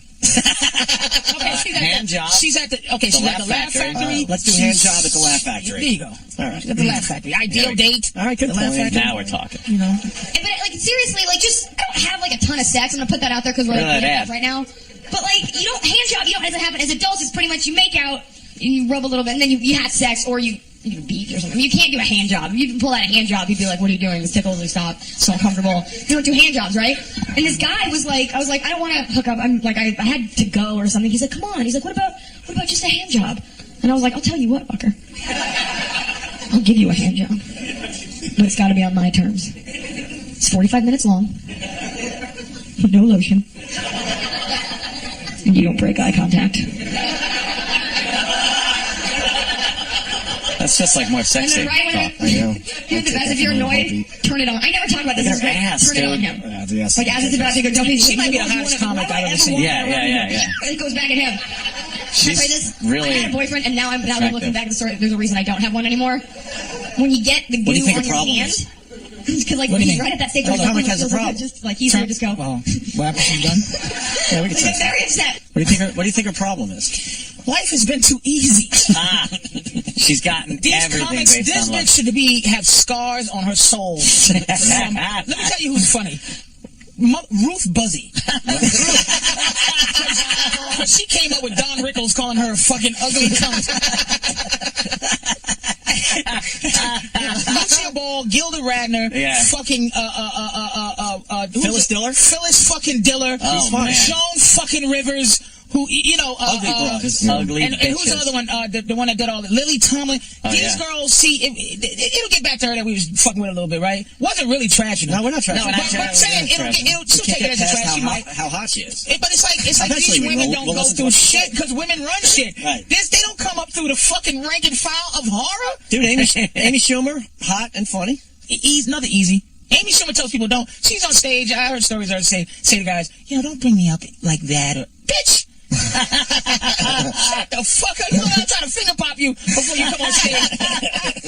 Fucking country hoe. Just get on stage. Like, they don't go through nothing. This comfortable bitch talking about yakking niggas off at the beach. Like, with giant tits. Get the fuck out of here, man. You're supposed to go through war. Yeah, there's supposed to be a lot more hurt, I think. I think Amy's funny though because she's not as hot as like probably she wanted to be, so she's got that going. Yeah, you think funny, But she has Sarah Palin disease because she's a comic. People go, she's hot for. Yeah. Oh, hot four. Oh, right. She's, you know what I mean? And what's Sarah Palin disease exactly? Hot four. It's like people go, woo, Sarah Palin, but she's hot because all the other politician bitches are horrendous. But and also she's like the only hot chick in Alaska too. That's what it's just she's hot in Alaska. She's hot for reasons. And Andy's a cutie pie, whatever. But I'm saying it's just too easy. It's too easy. We're gonna move back to the deaf comic, Kathy Buckley. I remember on Arsenio, she brought like a machine that says, "That helps me hear," and she's doing a fucking act. You know what you mean? About a hearing aid, and you have to have. She's not funnier than her deafness. we gotta get a Kathy. She looks deaf. And was she the one run over by the beach because she couldn't hear the fucking guy beeping the horn? I think it is. I think it is. I think we laughed for days over that. Who's a funny handicapped comic? Do you know any? No. It's too distracting. There has to be a certain handicap. Rich Voss. He has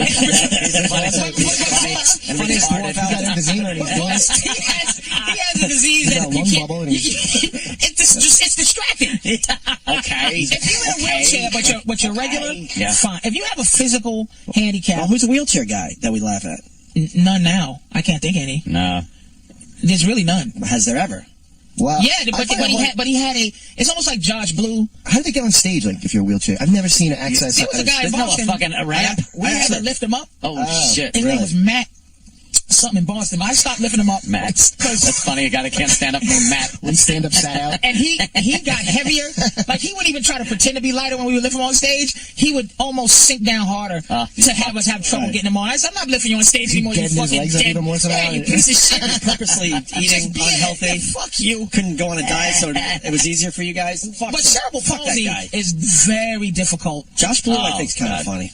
What? I can't. I thought he was funny. I can't get past. I can't get past the distraction. Yeah, I can't get past. And when I went to the, that's all I'm noticing. I can't. All right, let's get the Kathy funniest Buckley. shit ever. And was Kathy Buckley the one she run was. over? She was the one that was run over. You're not gonna be able to move on from life until you find this bitch guy hit by a I'll tell you beach why. patrol. We laughed for days, and I wasn't sure if it was the comic or someone else that was deaf because being deaf. Huh? Go back.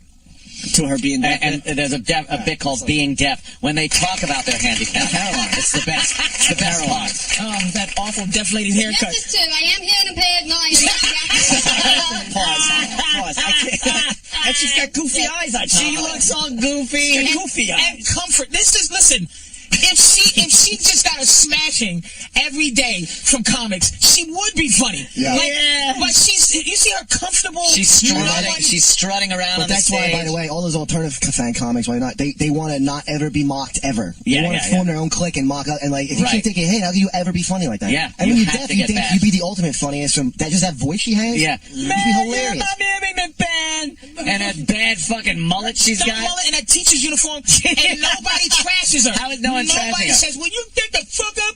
She's opening her eyes twice as wide to make up for the loss of hearing. She's trying to increase the sense of sight. When she gets done with she's trying to see sound. She's opening her eyes wide to open up her ear canal. Oh, she's gonna put a card down, ask for money after the fucking act. We used to trash this stuttering comic in Boston so bad. I'm not gonna say his name, but we used to tease him unmercifully. He's hilarious. And he came in dressed really nice one day to Nick's. And we was like, what the fuck you doing, man? Why y'all dressed nice? He's like, you go, what was you selling vacuums? Right? And then motherfucker goes, no, motherfucker, I don't want no vacuums. You have to torture. It's brutality. It's pressure. It's trial by fire. It's destruction. And whoever comes out is the winner.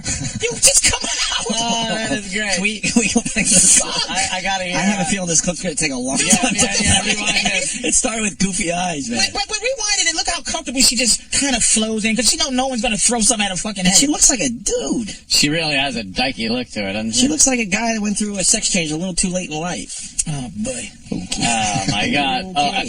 I was just been clever. Is it one of these? Oh yeah. But she couldn't hear that, so that doesn't matter. Okay. Four-wheeler hitting her on the beach. Word coming in that, do you know a comedian named Nikki Payne? She's a comic with a cleft palate. No. So after the Deafy, we gotta go to the cleft palate comic. We'll take other suggestions on our Twitter right now. You know what? And how different do you think it's going to sound than the deaf comic? Nikki. It's a very similar handicap. Yeah. All right, let's go with the Payne. Here we go. Talking about her deafness. Yes, it's true. I am hearing impaired. No, I am not deaf. I just don't listen. Oh. I just bought got me one of those clappers, you know, when you clap your hands and your appliances go on and off. There's nothing more depressing than knowing that your appliances can hear better than you. She sucks dick, man. I'm not gonna stand for that shit. Go to Nikki Payne. No. So bad. This is such. We gotta keep going. Wait, and it's mixed with 80s horseshit. Yeah. Like, Yeah.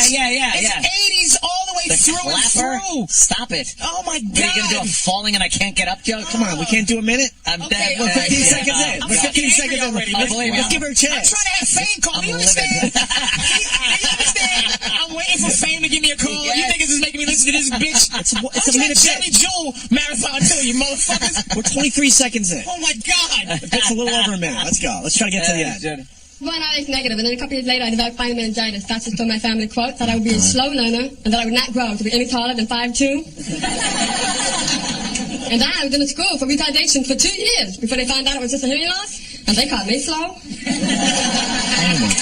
And then look at the clap she's getting for that. So she can see him. What the fuck? I do it. Imagine you're waiting to go on now through this. This The is. comic is next, and listen to this. Yeah. We're almost at the end. This All right, is so let's try. bad. Let's try to get to the end. If any Fucking comic, Travis started to fast forward this fucking if a comic came up and She's did just shaking this over there. and didn't have a I don't know handicap, if it's low blood it sugar. would be thrown out. To have fame call me, you niggas is playing this bitch. You're shaking What over are you there, all doing, right? man? I'm trying to fucking make it. Are you that pissed or you need orange juice? I can't figure it out. Nah, this What is. is wrong with you, All right, motherfuckers? let's is go. infuriating. We're almost there, though. We're almost there. She didn't deserve to be on that stage. I do wear 2 hearing aids. One in each ear. I'd wear a third one if I knew where to put the darn thing. This is my brand new hearing aid. Get a load of this. It's computerized now. I have the hearing aids in my ears, and this is my remote control. A remote component? I am now in control of your laughter. This Yeah. baby cost me $4,000.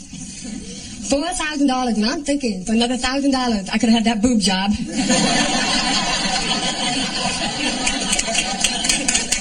Not like I'm gonna hear through my chest. Is that TV?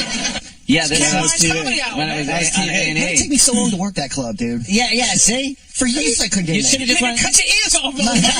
Stab your eyeballs out. You'll be fucking on in a minute. Never mind. Yes, I like the booking game. In the back, I'm a deaf to me, okay, tonight? Fine, okay. Yeah, instead of like, Yeah, hi, I'm a working comic. I've been click. Hello? What? Hello? How about hangnail? If you had that, if you were the deaf comic, how would you approach it? Or would you just not do stand-up? Or would you, how'd you? they just don't do You have to address it, right? So, because they have to address it. They have to. It makes them so uncomfortable. Everyone's like, what the Man, fuck's yeah. wrong with it? Everybody up until 2000 did comedy because they thought they were funny. Right. So she did comedy to put a message out there. Yeah. That it's okay to Deaf be deaf. people can It's a do it, message. too. It's No, like they can't. It's like Deaf people can be if you happy. did comedy Yes. as a deaf guy, Yeah. you was a funny motherfucker. You figured it out. Yeah. Because people tease the shit out of you. And you learn how to be fucking funny. You're not funny unless somebody fucks with you. Can we get the other comic up? I don't like Oh, we're what on was this? equal footing, even though I'm deaf. I'm a comic too. We're on equal footing. No, you're not. We got Nick. Which bit you want? We Terrible. need a short one, obviously.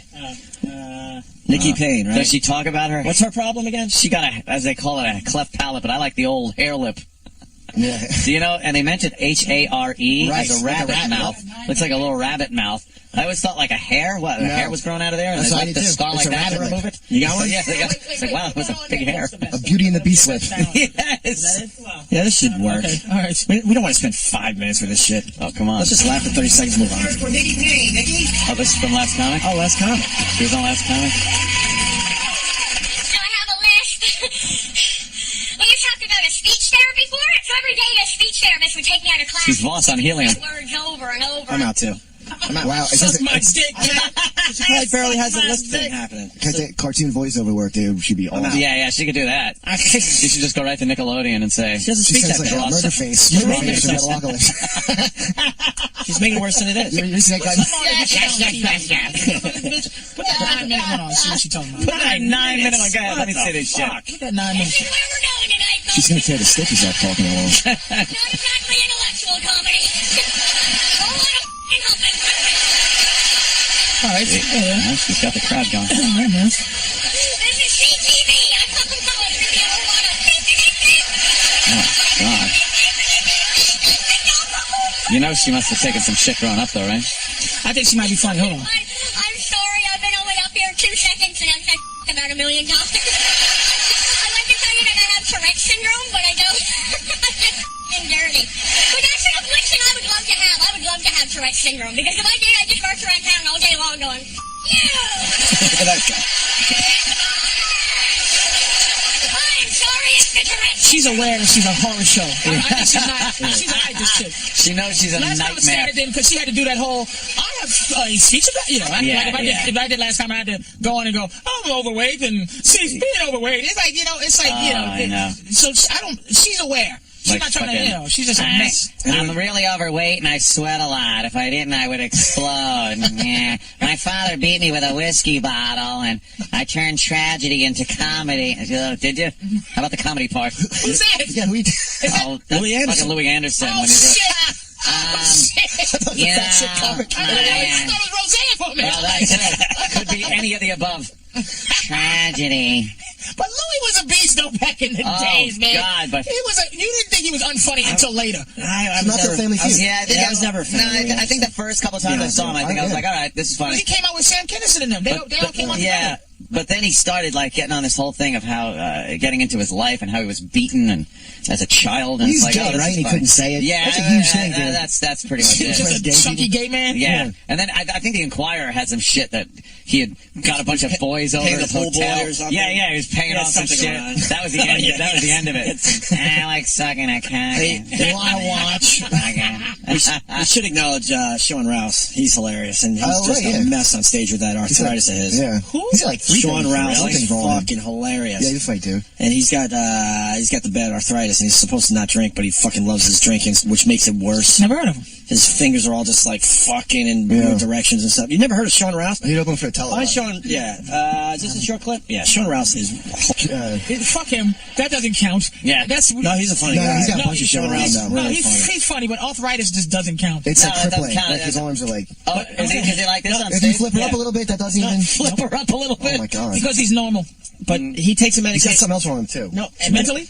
I don't know. No, the doctors basically say if you don't drink, it won't be as bad. He's got bad white people breathing, unfortunately. Huh? It's like like southern, like bad white people breathing too much. Inbreeding. I'm not putting him with Kathy Buckley. No, that's a hard one. That's terrible audio there. He's got a great joke on having sex with an underage girl, talking to the judge, which is just phenomenal. He sounds funny. It sounds funny. Really and he's authentically miserable. Like he has that real face. Some guys are trying to pretend. He was part of Jim Norton's thing there. That's what it said. Yeah. Oh, you said it. I'm sorry. But arthritis doesn't. You're debilitated, but I got a pinched nerve in my neck that really fucking makes my arms hurt. So I'm not fucking going for it. Like he's not going to get up on stage and you're going to be. I have diabetes, so it's like no, you don't get. But if you like all like this, that doesn't. It's not going to distract you from the guy. You see that commercial? The old lady who's got arthritis, and she's like, "I'm here to talk." She's got these rubbery little hands. Oh yeah, like I'm here to tell you. Knuckles are going. She's like, she's got Tyrannosaurus arms doesn't. She's got arms. Nah, man. I'm talking about her fingers are like little T squares. Yeah, little rubbery fingers. Little boomerang fingers. Here's any nervous system conditions. Yeah. That's the only thing I'm talking about. Nervous system conditions are bad. And on girls too. Shaky I wanted to have sex with girls more because they had like you mean like I don't know what you call it, like swivel hip. You know what I'm talking about? Like elbow crutches and like your hip kind of wiggles. Like that weird kind of where they wear the braces. Yeah, I those, really like, not full crutches. The I metal wanted braces. to bang somebody extra because of that. I have just felt really just like this. And what stopped sexual... you? You didn't go up to her and say hi? Yeah, she would no, I didn't. She'd be into it. She'd be cool with that. Self-esteem was low. Fucking asshole. I got that one hip. I remember girls in school like. I don't cheat on my girlfriend with a handicap stick. And then she snitches on you. Honey, she had swivel hip. It's not cheating. Like when I was going like elementary school and shit like that. It was fucking years ago. So you would get like the tail end of the thalidomide babies that you get. Oh, so they were like the ones with the weird displaced hips and fucking big water heads. And dude, I remember teachers from the end of the polio. Like the last guys that didn't get polio vaccine back in the day years ago when I was a kid. The big shoe motherfuckers. Yeah, big shoe people. Big shoe people. You big shoe motherfucker. You know how lucky you are not to be alive back when you just get big shoe disease. Big shoe disease. They didn't have a fucking shot for that. And they had to explain to us like, well, he had polio and they didn't have a cure for it when he was in kindergarten. It was one of those diseases they hadn't cured yet. Oh fuck, baby foot, older weight. Dude, how do people, by the way, ever take like a religion side over a science thing? We just like all this shit you get from science, and then nothing you get from religion. Bigfoot disease, that's gone because it's science shit, right? And like I can't think of one religious thing that has helped anything. Not one prayer has made Bigfoot disease go away. No, it was a shot that was invented by people. That church just gives you this fucking hope, this false hope. It's like that science. Science! There were dinosaurs. It was millions of years ago, not 5,000 years ago. I hold my hair in. I got a nice head of science hair. Science hair. Yeah, that's it. I prayed to God all I wanted. I had to go from tinker for $12,000. Yeah, dude, for Propecia and Rogaine. I take both. Does it work? Yeah. Damn. My hair, I would it doesn't work. It's like it's not exciting. Dude, I would lose my hair in not unevenly, dude, up one side of my head. Oh wow, really? Like just horrific. The big part. All that's left is this. Did it grow back? This awful peninsula that's up there. Like it's just peninsula. I'm finally too, and I'm desperate to hold on to it. I don't even care. It looks flammable. Yeah, you just hold on. He told me when I met him that my hair looks like burnt matches. Put some product in your hair because it looks like burnt matches. He's still supple. I said somebody trying to cover up a fart. And Patrice goes, "You're intimidated by me." Yes, this is all examples. It's all. I have to tell people if I don't fucking play around with you, I don't like you. Yeah, exactly. That's what they have to all learn. Then that's what they learn. That's all good. At the end of the day. Kurt Metzger's going to be at Helium Comedy Club down there in Philly. Nice. Wednesday and Thursday night? Yeah, I'm filling in for Dove Davidoff, I guess. All right. That's great, man. People get a chance to see Kurt Metzger in the Philly area. Helium Comedy Club Wednesday and Thursday. Anything else you're promoting there, Kurt? Ugly Americans on Comedy Central. Oh, they picked that up? Yeah, the next one comes out in June. Did anyone see He's like that? one of the stars of that. It's a very cool. animation. All right. Ugly Americans and, on Comedy Central. And we're taking a break. And Patrice, you got your DVD out today. Elephant in the Room. So hopefully the people pick that up. This is extra material from that was shown on Saturday night. I think I missed call from Fame. That's a good special, man. You can see they cut a lot of stuff too, because I just see these weird. The edits, the weird edits. I always what was he saying? I don't like the commercial edits like yours that. wasn't as bad, but you see some of these edits like, holy shit, what the fuck they cut out there? Yeah. Well, my getting better. Whatever's wrong with it was like my fault. Like they edited. It's all my fault. Yeah. I sucked. All right. Probably not the day to bring this up, but we got Kurt Metzger in studio, Helium Comedy Club Wednesday and Thursday, trying to turn Anthony on to the wild and wonderful whites of West Virginia. A documentary I saw a couple days ago. I tweeted it to a bunch of people, and a lot of people really are digging this thing. Kurt saw it. Ant's got to see it. Yeah, I got to see that. Has to see it. Danny's gonna see it. It's a Johnny Knoxville project, man. He followed this family around for a year in West Virginia, the whites, and they're all extremely fucked up. Extremely fucked up. Yeah. I already knew that. Yeah. I did that documentary already. Somebody said they were going to buy it. They threw it in the garbage. I never seen it again. I tried to make 6 documentaries about how fucked up white people are. And no one wanted to bite. Do we got a taste? Do we have a taste of this with some audio? Maybe a little fucking sizzle reel, a trailer, a little trailer or something. You liked it, right, Kurt? Yeah, I like it a lot. And it's all based on a guy that he tap danced well or something. Their dad invented a kind of like new clogging or something. Clogging. Yeah. And then Who he was does clogging? And then he was West Virginia. Oh, and then he was murdered just when he was going to hit, I guess, and become a big star. Where I don't or something know. awesome. And then his kid was the dancing outlaw, and there's a documentary about him. And they made another one 20 years later about the rest of the family. Well, let's see what the trailer's about. I'm telling you, if you haven't seen this yet, do so immediately. Ant's going to see it, and then we'll have a whole discussion on it, hopefully later this week. Boone County, that's right. What a coincidence. I mean, ironic. This is a fucked up family. Yeah, go home and watch it today. Absolutely. I'm telling you. And then the music by Hank Williams III. Yeah. Well, I guess he's an outlaw, and his family, they don't really dig the Hank Williams III. They don't? I don't think. That's what people were telling me on Twitter, I guess. No, he's not. I was learning a little more about the players in this movie. Like Hank Williams Jr. Like one of the broads gave birth, and then she's doing lines of something in the hospital. Some say crystal meth. And then they took her. It might have been coke, and they took her child away, and she didn't understand. The one woman goes, well, they took him away because they probably found drugs in him. And the baby's like a day old, and it's like just normal. Like, well, they probably found drugs in him. Yeah, it's great. Like it's just normal thinking. When she was hiding drugs in the baby, or found it in him, yeah, muling drugs. Then he had one guy in the family. He went on a rampage, and he fucking was shooting at cops and his own uncle and all this shit. Yeah, who shot the guy that died? No, that didn't die. Who was the guy being buried? Or you want me to give the whole movie away? Well, it's not like a fucking mystery movie. Why do people get? I'm a spoiler motherfucker, man. Tell me the whole shit. But then you get the people out there that get pissed. So we're trying to spoil less. It's a documentary. It's just a grandma. It's not like a. It's just a matriarch. It stays that way the whole movie. It was just a matriarch. She finally died at 80-something. Oh, I thought that's all it was. They the one that was like they fooled you a little bit. They tried to make it look like it was the guy. Yeah, no, that was just the matriarch finally passing on. But you said the guy that invented the clog dance got murdered? Yeah, but we didn't. It was years ago. Yeah, it was years ago. Okay. Oh, I was confused. Yeah. You can't even keep up. There's been so much crazy shit. Here's what we're learning right now. Anthony's not watching it. No, I think he's going to watch it. No, I watch dumb white people, too. I enjoy watching dumb black people on the web and TV shows and shit, like First 48 and stuff. Here's my thing with First 48, and I don't want to let a bunch of people in on this because I know, the cops probably don't want me to say this. Oh, boy. But if you watch a television show, and the detectives walk in and they're talking to the suspect, and the suspect is telling him shit.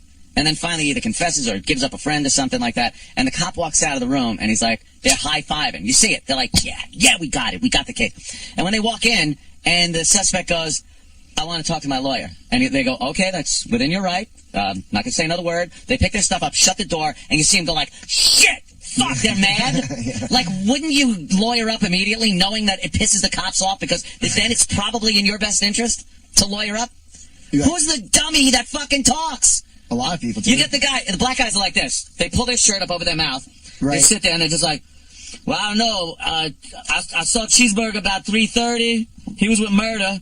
And I ain't seen nothing after that.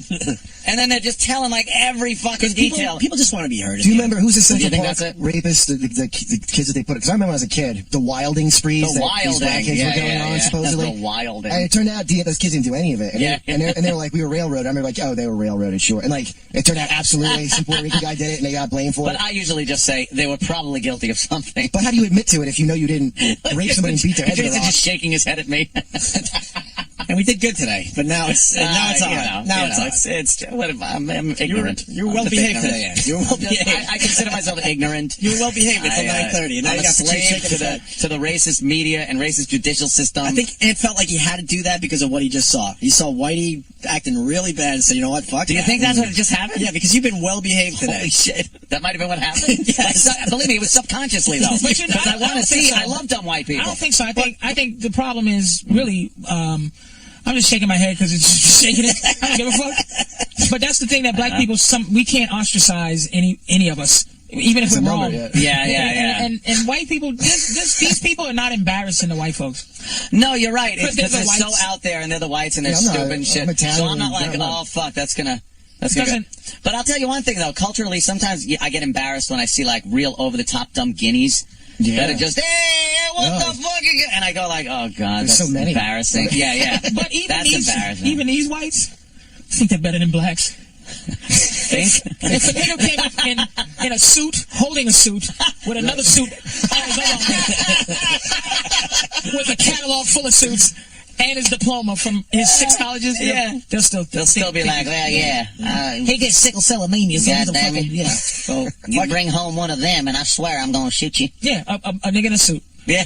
Don't you also, aren't you... With a suitcase full of money. Don't you believe, too, that athlete thing about, like, the slave... You know, the athlete, Jimmy the Greek shit. Yeah, they have a higher muscle on their thighs, which makes them a better athlete. I had somebody tell me that. My roommate from Georgia, they have a fast twitch muscle that you can't. Fast twitch muscle. It's a crock of shit. It's not. It's absolutely not true. First of all, it's not true at all. Black people are better athletes, so it has to be a reason. Yes, there is a reason. Some type of reason. I'll tell you. A breeding reason. You want to hear the clip? You want to hear the clip? It's great. Let me hear Jimmy the Greek. Yeah, let's hear this. The black is a better athlete to begin with because he's been bred to be that way. Because of his high thighs and big thighs, it goes up into his back. And they can jump higher and run faster because of their bigger thighs. This goes back all the way to the Civil War. When during the slave trading, the slave owner would breed his big black to his big woman so that he could have a big black kid. What did he say that's so bad? The cameraman was just looking, going, I am filming the last thing you will ever see Jimmy the Greek do. I never heard the whole thing like that before. Oh, it's fantastic. For the youngsters, man. He was obsessed with the big thighs. He was huge in sports when he said that, man. He was on the top biggest of his fucking game. Every sporting event, they would come out and go to him as the handicapper. Like, so who do you pick? Jimmy the Greek. We're going to have Jimmy the Greek's He was basing it on big thighs. And big thighs and your big black. Did you see it 30 for 30? The Jimmy the Greek 30 for 30 documentary? No. Fantastic. Really? Because he wasn't on top when he said that. Oh, really? CBS wanted him gone. Right. And they wanted to fire him because they were losing ratings. Perfect. And he wasn't getting along with the white girl on the show. They wouldn't tape. No one would tape the show. He taped it, fake taped it. He wasn't even there. They would go to him, and he did it like in some fucking studio down the street or something. Right. And they was looking for a reason to get the fuck rid of him, but he was so powerful. But when he said this, then it was easy. That was like, so he was pretty powerful then. Well, no, he was Jimmy the Greek. Your big He was black. an icon. You know, it was hard to just get rid of him. They breed your big black. Well, Howard Cosell said some crazy shit, too, as we all know. Yeah, but that Everybody wasn't did. even... And Hulk Hogan said some racist shit when he used to do promos against, like, Tony Atlas. Shine my shoes, boy! You better shine. You never heard of Tony Atlas? Racist Tony Atlas? I don't think so. Can you find racist Hulk Hogan, Tony Atlas? What I love is the with Dog the Bounty Hunter, after he said that thing, when he made up for it, he's going to be buried in a slave grave. Like, he's giving up going to White Heaven now. That was so embarrassing. So uncomfortable to hear when he said that shit. And that's all racism is now, is catching someone doing something racial. Yes. So white people effectively are doing a good job policing themselves. At eliminating racism, because it's boiling down to racism is just the word nigga, some lynchings, and some other things. So once you get rid of that, it no longer exists. Then it doesn't exist. There's a bunch of outlaws that they're catching that they, you know, and they do that, it's gone. Stragglers. It's fucking gone. We got a few stragglers. Look at young Vince. E-Rock is a little confused. It's Tony Atlas. Yeah. Well, we got... You gotta fast forward to Hulk Hogan. Yeah, let me see. Yeah, this is a horrible version of the clip, unfortunately. You see it before? Look at young Vince. Jesus. Oh my God, look at his big thighs. Oh, okay, here comes the Hulk, sir. Tony Atlas, anything that you can do, I can do better. I tell you what, boy, anytime you want to pose down, anytime you want to get on the stage with me, or get in that ring, boy, I'm ready for you, because all you can do is shine my shoes, boy.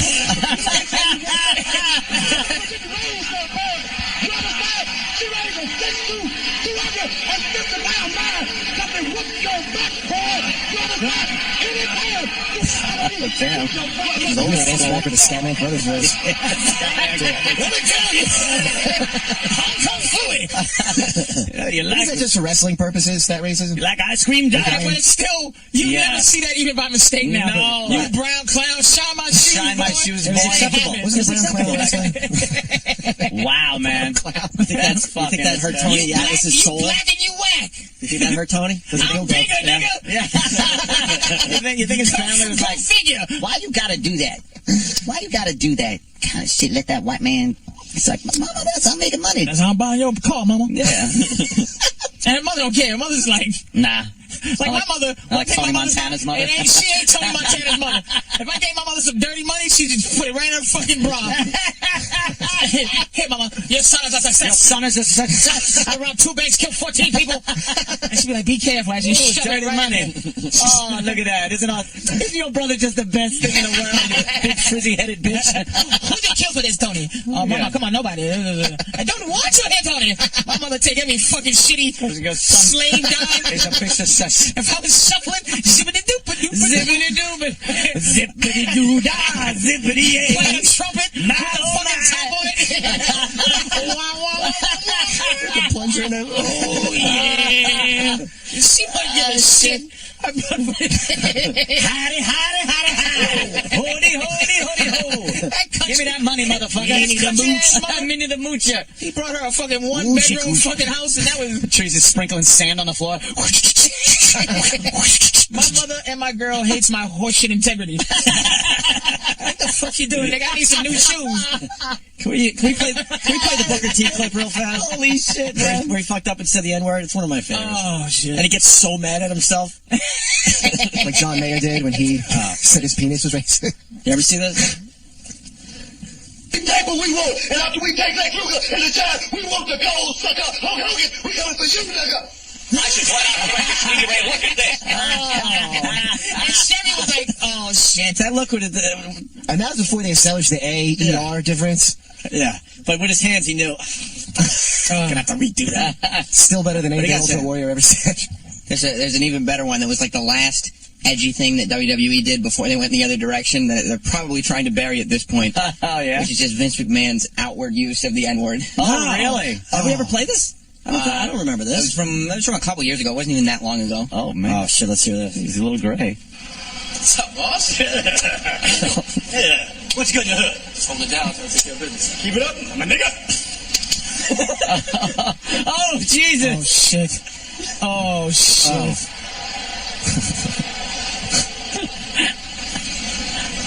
It was good acting. Tell me, he didn't just say that. Well, it's kind of hypocritical, Booker.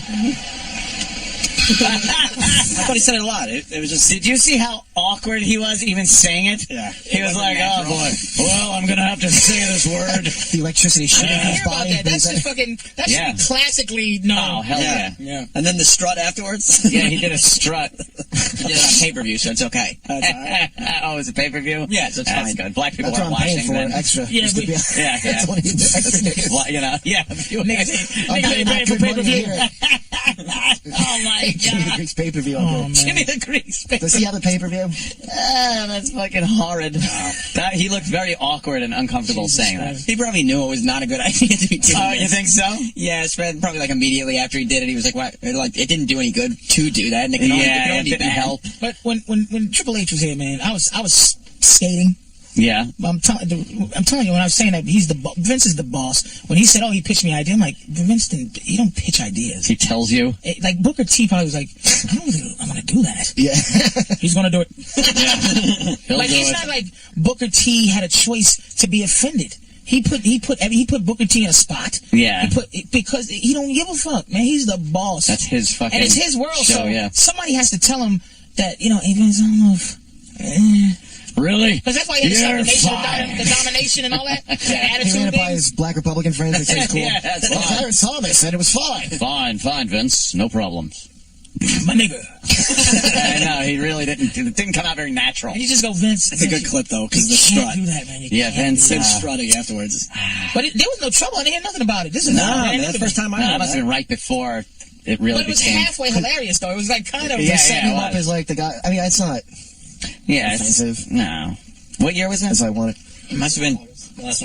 No, it wasn't that recent. It was probably 2006. Oh, okay. That's recent Well, enough. that's recently enough for people to It get has to be pissed. right around the Imus thing when we all started talking about it. Wow. It couldn't have been after. No, No, it he wasn't. would've- Yeah, it was he'd have been 2006 because crucified. it was a couple years before Imus. Oh, you think it happened before the Imus? It had definitely to happened have. before If it Imus. happened after, he would have But gotten. Booker T had to be there to make it less brutal. Right. Right. Standing there naked. It's already naked. Standing there like a naked big Like buck a- with high thighs up into his back muscles. Looked like a Zulu warrior. But do you see that John Cena was well dressed for the championship, and they just get this Yeah. naked, sweaty, fucking goddamn dreadlocks. He looks like a Mark for Death, the Mark for Death fucking boss, fucking nude. All right, Patrice, you might be right about Oh, some man. things. Cena looking all nice, just showered. Cena was pressed. Right. He had his fucking my nigga, and he goes by a guy that looks like my nigga. You would say that to him because he's yours. With his girlfriend that has a prom dress on and a tiara and just a naked, sweaty man. He might as well had a bone through his nose. Just going, just a booger. Right. Eating it with a pot, with a white man's hand. Everything is okay to white feet. You just don't. I know. One day, though, I probably won't live to see it, but it'll be a nice. White people get some kind of awakening. You think? That just fucks with them. Because I think one day everybody's going to leave this country. I think all their half-black grandkids will be that. Say that again? All the half-black grandkids. I just want to hear you say it again if you had the balls. What did I say? Shut up. Okay, so don't even try to dig yourself out. It's fucking. We caught your timing off. Okay? You know we did. Don't fuck. We're professionals. Just take it in the face. So something's gonna fucking happen. Just something's gonna happen where white people are gonna just be faced with their own horror. Somehow, find a way to kill all blacks. Finally, We'll figure an inventive way out of it. They'll put something in the jelly. You know, The 70s movies. Yo, Where they something invent the poison that black just kills exploitation. Yeah. Something happened. Yeah, you think? April 2007 on that clip. When did the Imus go down? Oh, okay. Yeah, Danny's doing the figuring out right now. Huh. What kind of thing do you think could happen to white people? Dude, he did it. I'm telling you. Thank you. He did it right around the Imus shit. Imus Imus was April, and this was April. And But he would have never did that. This is a direct result of the Imus thing. I'm telling you. So what? Try to get attention? That's what, it was 2 weeks later. Vince knows. It was 2 weeks after. Yeah. Thank you. So he was trying to get some attention. Wow, what the hell do you fair think? enough. Vince has because he said it with the GGA. Yeah, but that didn't matter at that point. It didn't matter. You're right. But he Because Imus he didn't went say for nigga, though. it. He said No, nappy-headed hoe. nappy-headed Right, hoe, but then I it brought the whole N-word discussion. N-word. Fiasco. That N-word fiasco. You motherfuckers really did effectively find a way to say nigga. Right. Yeah. And everyone has to say it. I can't even. I refuse to stop saying nigga. They used to just say, and they were using racial epithets, and that could cover a lot of ground. Well, have you ever heard the word nigga used to describe anything in the news? Now you hear N-word, which is supposed to take the place of nigga all the time, but you never heard nigga. It's white people are very, very good. Crafty, very crafty. Do you remember above the Laugh Factory here, the big banner that said to ban the N-word project? Like they started a project because of fucking Michael Richards. But we fell for it. Black people fell for it. I didn't fall for the banana in the tailpipe, but a lot of black people fell for that whole yes, bury it, the NAACP, and I'm like, this is I want to keep it. Did they have a funeral like that? The funeral, and they would bury it. In Detroit, the word arose like Jesus. Yeah, the word came back. 3 days later, came back stronger and fucking performing miracles. Black people should be marching like Egyptians to stop to stop this slave thing that they're doing. Anything that has nigger in it ever is going to be replaced by fucking slave. Tom Sawyer. It's just... You know, as a kid, I had that book, like the Illustrated Classics, and it just didn't have that in it, and it didn't, take anything out of the book. Oh, really? Like, I know the gist of the story, and they didn't have to put another Jim in, it was fine. Yeah. You can't. It just said Jim in the book I had. It just said Jim? Can't leave it alone. Yeah, and the Children's Illustrated Classics. It seems wrong, right? Yes, it's wrong. You gotta leave it alone. It's a shiftless, lazy Jim. Where was the fight about that going on? Like, in the South or up here? It's not even a fight because black people were just as outraged as white people that word was being removed. Condescending. It was the dumb publisher because they wanted to get the book in school. Let me tell you what's going now. Ready? What's going now? Sticks and stones will break my bones. But names will never hurt me. It's a destroyed... Because now names, kids hurt everybody, right? It's bullying. What the fuck? We don't need the bullying. Let's have an anti-bullying seminar. And and in the end, the sticks and stones didn't hurt you. You know what I wish they told me in school so bad? When I was in school, I wish it was like, listen, all these people around you. Well, at least they didn't break your bones. One of them matters, and they're not even worth the price of a bullet to gun them down. That's all you have to remember. Don't get all worried about it. Everyone around you does not matter, even a little bit. So don't. It's not even worth getting a gun and killing. They're not even worth killing them with guns. Right. That's all he could have told me in school. I would have been fine. People got bullied in school, though. People got bullied. It's what happened. But there's still people in my past that I do wish. It still sits in my craw. But doesn't that make you who you are? Do you think if you didn't have that with you, you'd be just so much more of a wonderful person? Or did it just make you who you are? It prepares you for consequences. Right. Yeah, see? Like, they're fucking up the natural progression of what makes people.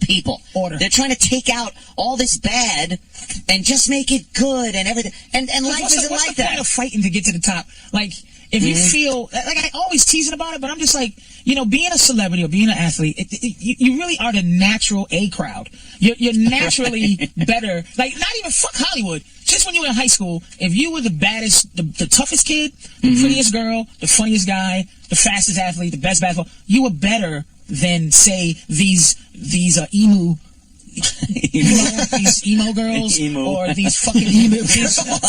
I don't have the emo girl. They're emo. Or the people that work in the Apple store. The kids that work in the Apple store. They found a way for them to be part of the A crowd, but what they used to do is they were natural spectators. Yeah. They were, naturally spectators. And now there's no orders. They were the people in the back of the shot during the sitcom where you're showing the real cast members. Like in Welcome Back, Kotter, you had them, and then you had the people in the back of the classroom. Yeah, the sweat hogs. And and then you just had, because the class had to kind of be filled up. Sure. So you got to put in the rest of the people. They're just spectators. Yeah, they're watching the action. Boom, boom. Shut up, Barbarino. And the rest will be back there like, boom, boom. Barbarino's crazy. Freddie Boom Boom's cool. Horseshack is silly. That's what they don't have no more. No. Now they tweet Boom Boom and go, fuck you, nigga, I'm better. Or Barbarino, you don't dance that well, bitch. I got my BG's album right now. You're going bald, motherfucker. Yeah, you haven't earned a spot to say shit. You haven't. Everyone has to say that. Does that cut down on the celebrity assassinations, though? I don't know, like the stalking and a forum for these weirdos. Like, it does give them a forum, but is that better or worse? I don't know what the stats are. Before you could blog or be on reality TV, didn't you have to shoot John Lennon? You have to definitely, write them letters that they would get and be like, wow, this is creepy. But now there's so many creepy tweets. Oh. Sorry. Yeah. Oh. I was just wondering what that was. What is it? Okay. Sorry. Damn. It might have been another bit with the N-word, that's all. Sorry. No, I didn't realize I could hear it that well. No, it's... there was an order that's gone. It's just like, I talk that shit, but I'm like, on Twitter, dude, for you to really think you're my friend on Twitter, it really is it's like, dude, I don't know you.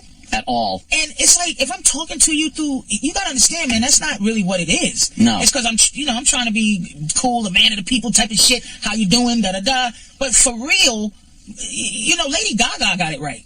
Walking down the street half naked with a circle of bodyguards, and she goes, "Ew, don't let them get close to me." And then go perform in front of them. But she makes believe she's everyone's friend, right? Right, but she's really not. She's not that person. Not really. Yeah, man. But it's like just respect your natural order. Like, if you're not a confident fucking A personality, like, look, there's some A personality people out there who don't get a chance to have the public, forum. Yeah. But don't have a non-A dude that you catch up to. Because sometimes I'll answer a Twitter person. Because Big Mom, a lot of people don't know, but they'll put Patrice O'Neal. So I'll search Patrice O'Neal sometime. Like, some girl wrote, he said the same shit in Houston that he said on his special. Boo. So I had to write her back, boo, you lying, bitch. And then I said, triple boo to you. Nigga, like, fuck you. Like, you're lying. Yeah. Why would you say that hateful ass shit? Yeah. Because they want to some people want to compliment you, but they feel like a pussy if they just, you know what I mean? They got to knock you down a peg. I know I got the nerve to bitch, but I think I earned talking. Yeah. I mean, I've been through some bullshit. I've earned talking for over 20 years. Some people don't just get to come in and talk. Yeah, that shit, that's the shit that just pisses you off. If I see somebody that really says something nasty or whatever the fuck, and I feel like, I'll block them. Sometimes I look at how many followers they have. If they have like 3 followers, right, you're not going to bother giving them the time of day to the public. So you private message them in Twitter and just lambast them, and then send it, and then block. Yeah. Now you gave a little tidbit, and they can't get back at you. And then I do always say, like, oh, really? With your 3 followers? Do you think I'm honestly going to post this in the open public forum? That's where Block Monday came from. It's just Block like, Monday. you go in, you go, Yep. you socialist, like, and I don't mean socialist. Yeah, socialist. You nobody knowing motherfucking piece of shit said, fuck me, fat boy? Yeah. I fucking smack the shit out of you. Fuck like, you. What are you serious? 3 people, and then those 3 suck. His 3 people suck. And they got 3 people. You're gone. And your fucking friends. I do that. If they have under 10 people, I know that he's going to be like, yeah, did you get this guy and tweet my response because he blocked me. So I block all of their friends, too. Well, I got to get on Twitter. Oh, it's fantastic. Yeah, Twitter is fun once you have established your order of how you do and shit. there is. You could be like one of these dictators and just chop heads off. And the people who say fucked up shit, they know how to say fuck. Because all I ask is witty. Yeah, witty. It'll be racial. Little bit of wit. Fucked up, but be witty. Just some wit to it, and you're fine. You're Gaddafi on your Twitter rant? Then, no, because sometimes mowing them down. No, you know what it is. Sometimes I pardon you. Let's talk about, and you pardon the ones that you're not sure about because they go. Yeah. You go. He probably gave it a shot. Bashing. Like, all right, I'll give it to him. Why don't we have a pardon day?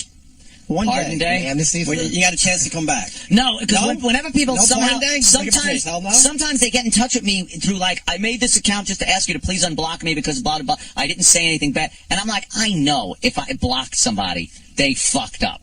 It's not... I don't block people and then think, I shouldn't have blocked them. And get confused about what meanness is, though. Right. Yeah. They're confused about how absolutely. It is. They hear you bash Voss, but they don't know what a line of... The line is right. Funny you're trying to be, but it's just like you just go, hey, like if somebody's... Like, we talk about me burning bridges, but if somebody just goes, hey, fat boy, don't fuck this up. Like, I'm sorry. Yeah, wait. First of all, who the fuck are you? Don't worry about whether I... Watch your fucking mouth. Yeah, you're not sitting next to me on the show and, I didn't just rip you an asshole, and you're not boss coming back at me with something. So this ain't camaraderie, nigga. You essentially wrote me a letter or made a phone call. Yeah. Dude, there's a lot of day job dudes that wanted to be a comic, but they have the balls to go through the bullshit you have to go through, and they feel like they always were a comic, even though they have a fucking roofing job or something. So they'll just talk to you. We're both in the business. I'm funny at my dumb job. I've been told. And that's how I got started. I got started as a funny, thinking I'm a funny guy, and heckling a guy. A comic who I thought I was funnier than. And then I was absolutely who I despise now. Oh, shit. Because I was coming from a place of jealousy. It wasn't a place of like, hey, I'm just trying to help. It was, I think I'm funnier, and I'm going to fuck with this guy, his profession. Because he's up there and I'm not. I didn't realize being a comic is a profession. Being funny is another thing. Being funny is, I know that all the people all the time that I'm being funny with, being funny in another country is a whole nother thing. Or being funny, like Ricky Gervais was funny on the Golden Globes, when the whole audience is staring at him and going, I want to, who can we ostracize this motherfucker? You know what's hilarious? It's like, that guy did some gangster shit. It wasn't, put some douchebag who thinks he's funny in front of fucking Hollywood and stand there and call Tom Cruise gay. Yeah, that's awesome. That's fucking great. And talk about Scientology and not stop. Yeah.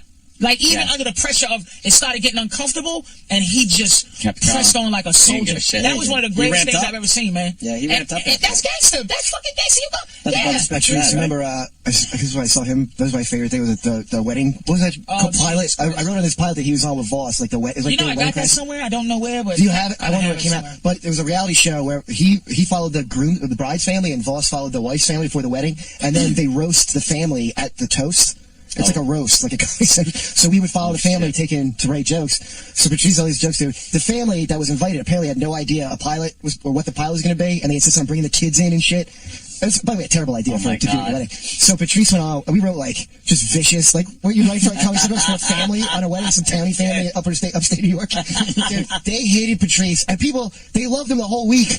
I mean, it was like seeing like the stress test of luggage where the gorillas smash it. Like, I saw the depth. It was just his depth test of like mum mums, right? old racist matriarch, mum. I said mum mums. I said mum really acts like she never blew and fuck anybody, and they was like, ooh. She had 8 kids, so she had to fuck somebody. Mum fuck. Because you have to have something old, something new, something borrowed, something blue, and 3 of those describe mom's vagina. It was a brutal fucking, I mean, a brutal Dude, they were so mad. It was hilarious. I said, this girl I was cackling. We were hiding behind a wall, so the family couldn't see the crew. So they're outraged. So you hear no one laughing, and you hear me high-pitched cackling through the wall. While his family's angry. See that. Oh, dude, it was, they probably couldn't do it. It was just too much. It was too much. But I left so fast. It was a rented tuxedo or something. I threw that at the producers. Got dressed in the bathroom and ran. I got in the middle. They had to hold, you know how fucking these Jersey Shore bitches, they want to be held back from fighting me. Because I made a cold sore remark about this bitch. And I said, listen, if you run out of ice, just use one of the cold sores off of this other bitch's face or whatever. This is a big... Holy shit. Imagine a family townie wedding. You assaulted them. It was a roast. You come from lumber people, right? Like, you imagine them with this Patrice yelling. Let your mama, your Italian grandma. I told the driver. Plant yelling that shit. That would have been... I told the driver, let's go. I threw the shoes out the window of the limo and fucking gone. You got this? You got to bring this onto the show. I think my buddy got that shit. You got it, Kurt? I never got to see it when I got there. We got to play some clips from this. I gotta call my boy. You gotta bring it in, man. It really was killed. But they hated him so much. And Voss might have it. Ask Voss if he has it. Yeah, I think Voss is in tomorrow. Mark Morgan probably has a copy to give you. Well, awesome. The producers. Hey, Kurt, we gotta work in more, man. Kurt Metzger. Definitely. Did great today. Oh, shit. Helium Comedy Club, Wednesday and Thursday, 8 o'clock. It's over? Good comedy club in Philly. It's over. We'll have you back. Went fast. Jimmy's gone all week, so fucking come on in. Jimmy's slacking this week. He's doing a little Hollywood action. He's got some LA. He's got some things. He's got fame calling. And Patrice Norton is not waiting for fame to call. Norton is knocking on doors. Norton's chasing the fame. Is fame here? Is fame? I'll try next door. No. I wasn't bothering fame. Norton, leave fame alone. He's a nice guy. Fame, can I get a picture with you? Picture with fame. I want a picture with fame. Patrice is doing it right. He's going to go home now and wait for fame to call. I'm just looking at my watch. But the DVD is out today. Elephant in the Room. DVD today. Yes. 45 minutes of something you didn't see and some deleted scenes. And maybe there's a few people that didn't even see the special, so you get the whole thing on DVD today. So hopefully it'll be some buzz. I don't know. That's great. I think that's it for today. Yeah. I think we got the Black Tweet of the Day in honor of Black History Month, so we'll end with this here.